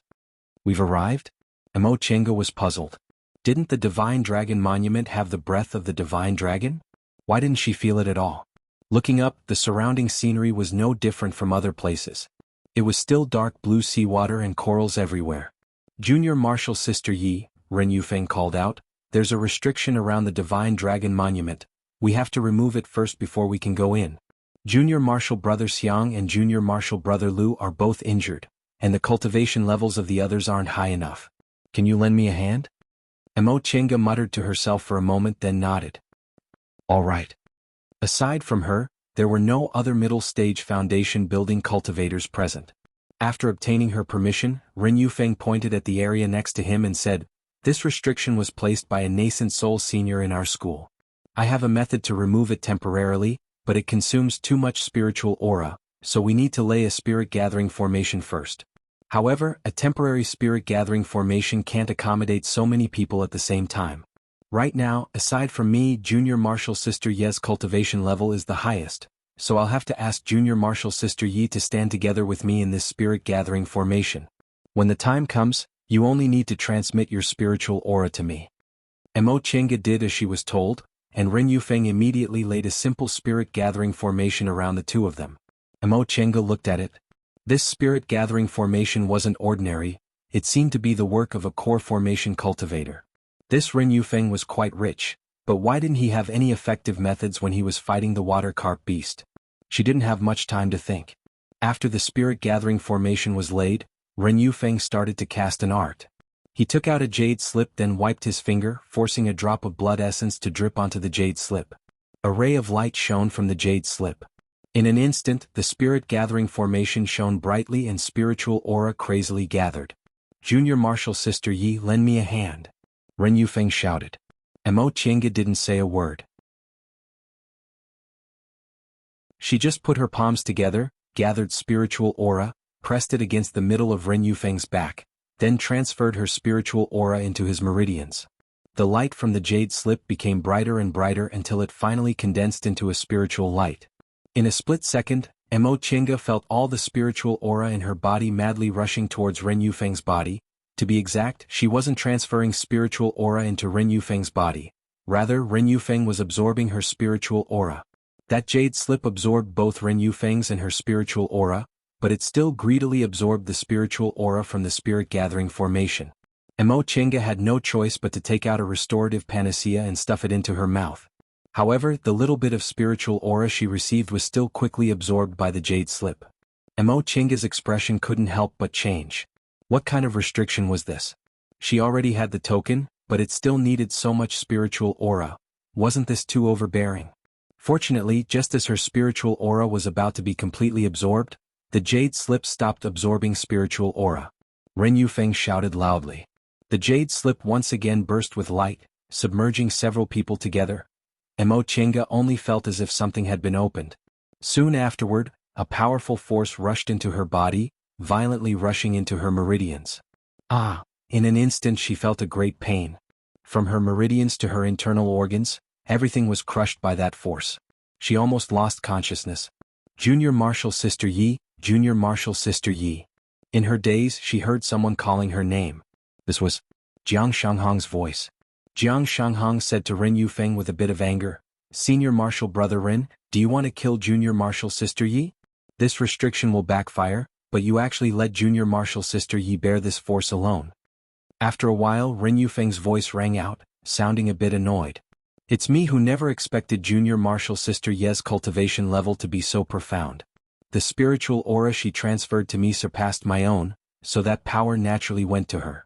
I didn't have time to." Then came Ai Xian's overbearing voice. "Junior Martial Brother Jiang, what do you mean?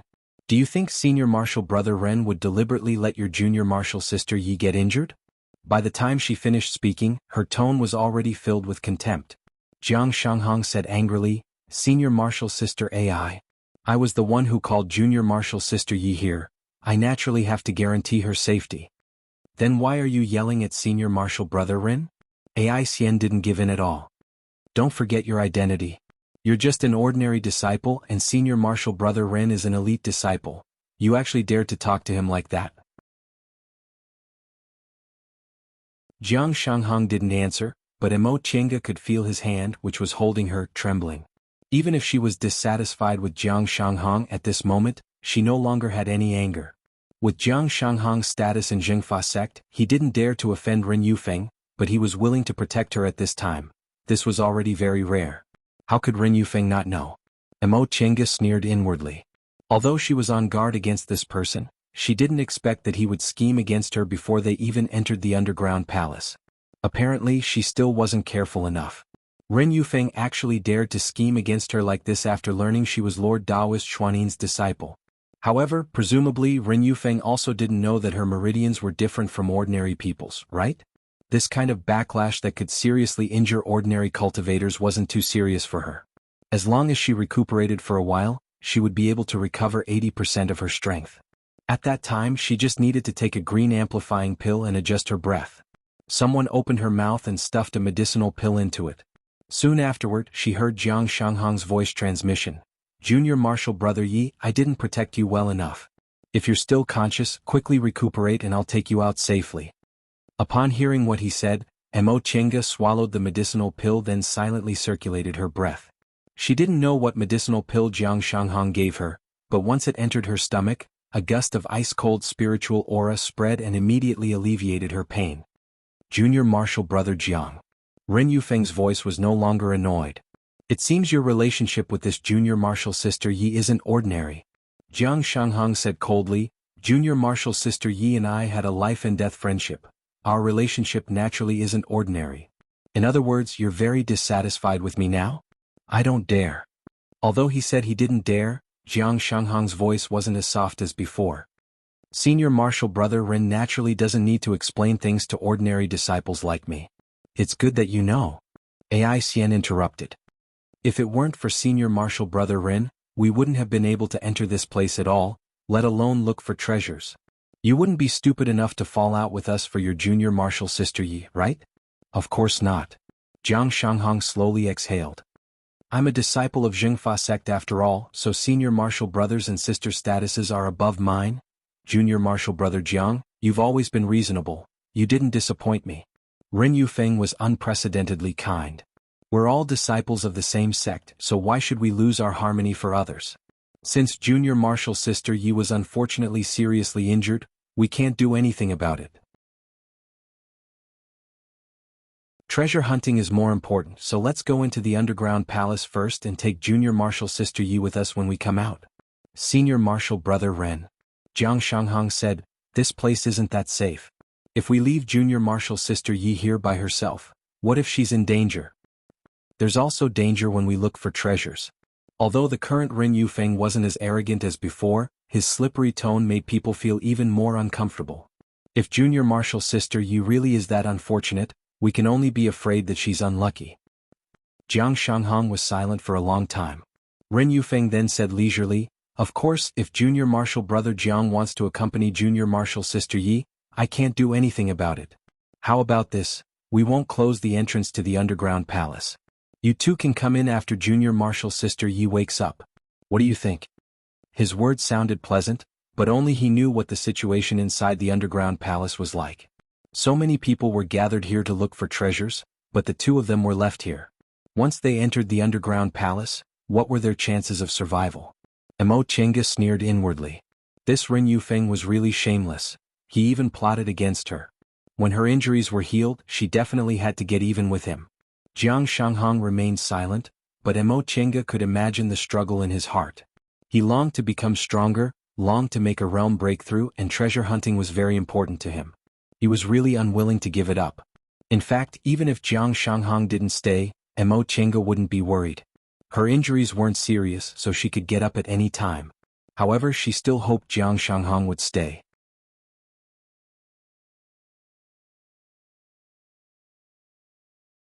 Chapter 181. This world was very cruel. Mo Chenga had never been naive enough to hope that there would be kind-hearted people everywhere who would help her.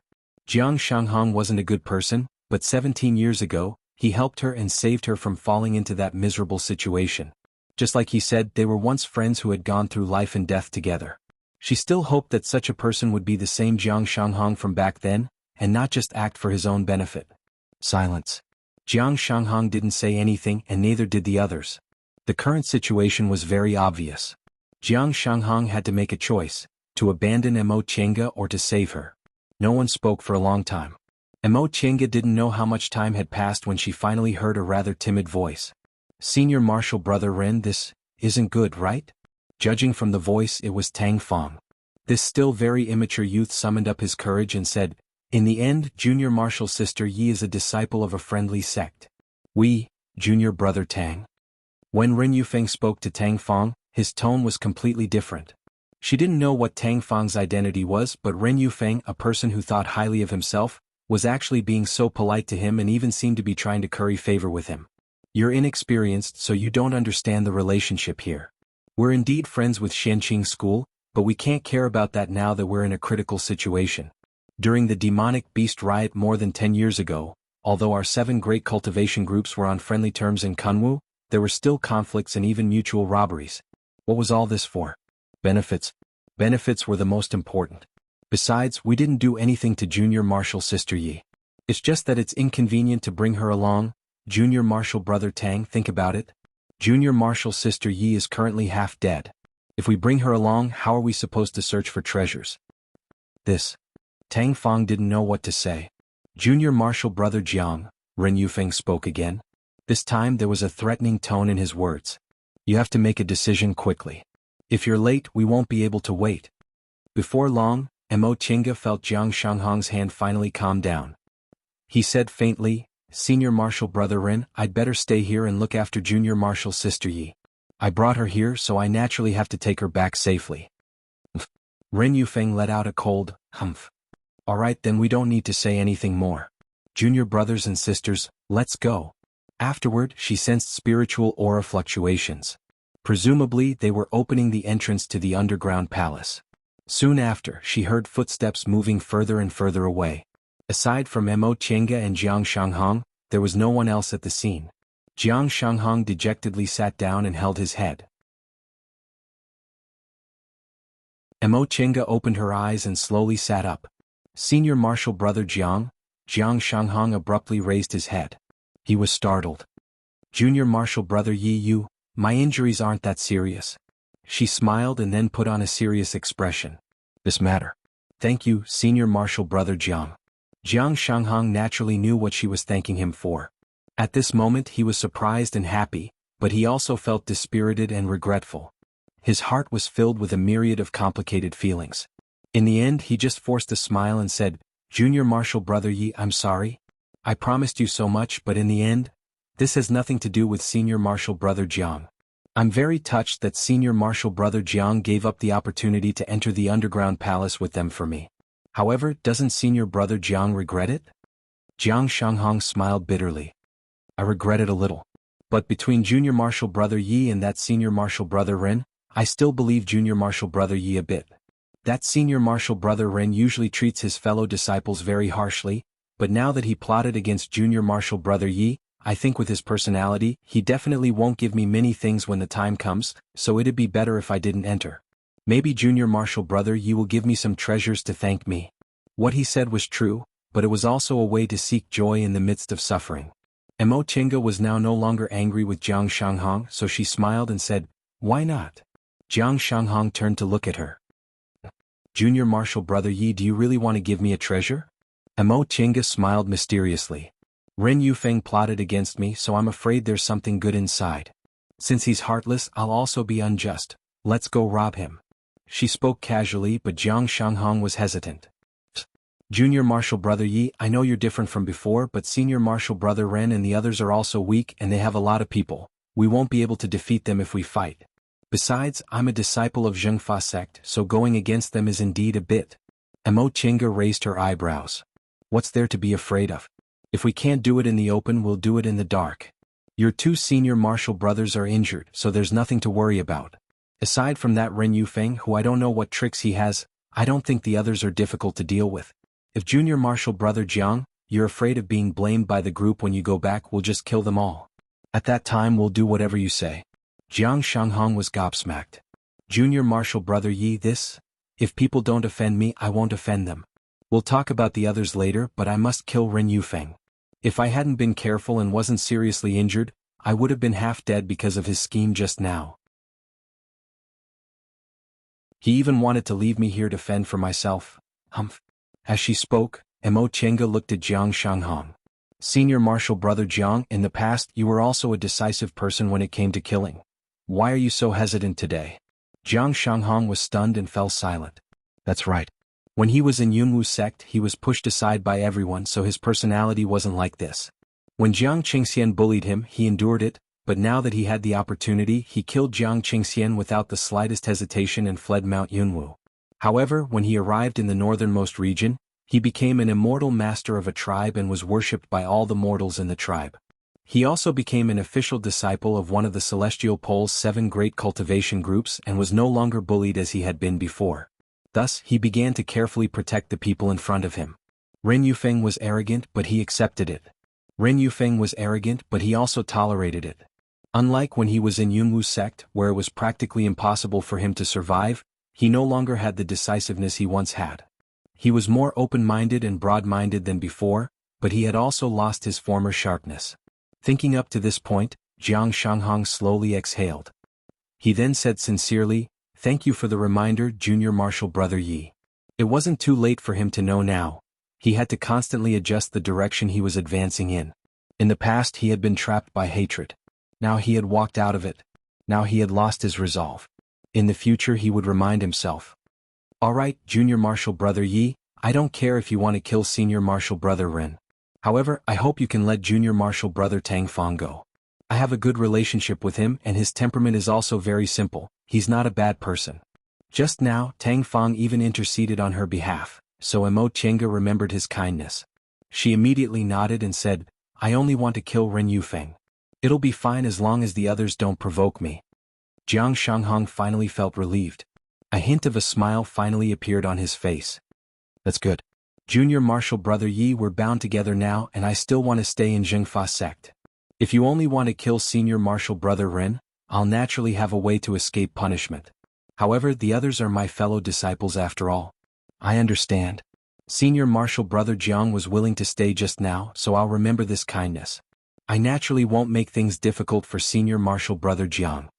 Once she finished speaking, Mo Chenga stood up and scanned her surroundings. There was now a transporting formation at the place where they activated the restriction just now.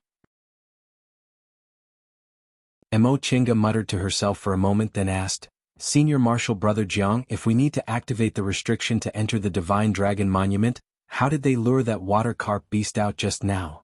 Jiang Shanghong said, "This was actually that water carp beast's special ability.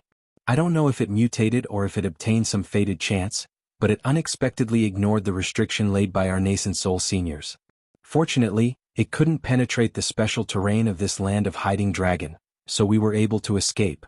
When we left last time, Senior Marshal Brother Ren tore off its scales, he probably used those scales to lure it out." Mo Chenga's heart was moved. Demonic beasts didn't have magic weapons, so its special ability might be attached to its body. That being the case, could the carcass of that water carp beast be made into a magic weapon that could pass through restrictions? Junior Marshal Brother Yi? Jiang Shanghong was somewhat hesitant as he stared at the restriction. "I'm guessing it must be quite dangerous inside. Do we really want to go in?" "Of course we want to go in. Why wouldn't we?" Mo Chenga, who originally didn't have much interest in this so-called underground palace in the land of hiding dragon, was now very determined. For no other reason than Ren Yufeng plotted against her like this, she had to get revenge. "All right." Jiang Shanghong nodded and made up his mind. Nothing ventured, nothing gained. If we want fated chances, we have to take risks. Back then, when he was still in Yunwu sect, he didn't care about this kind of thing at all. In recent years, his smooth life had really worn away his drive. Junior Marshal Brother Yi. Before entering the transporting formation, Jiang Shanghong asked, "Are your injuries really okay?" "Of course. This is all thanks to Senior Marshal Brother Jiang's medicinal pills. If it weren't for them, I wouldn't have recovered so quickly."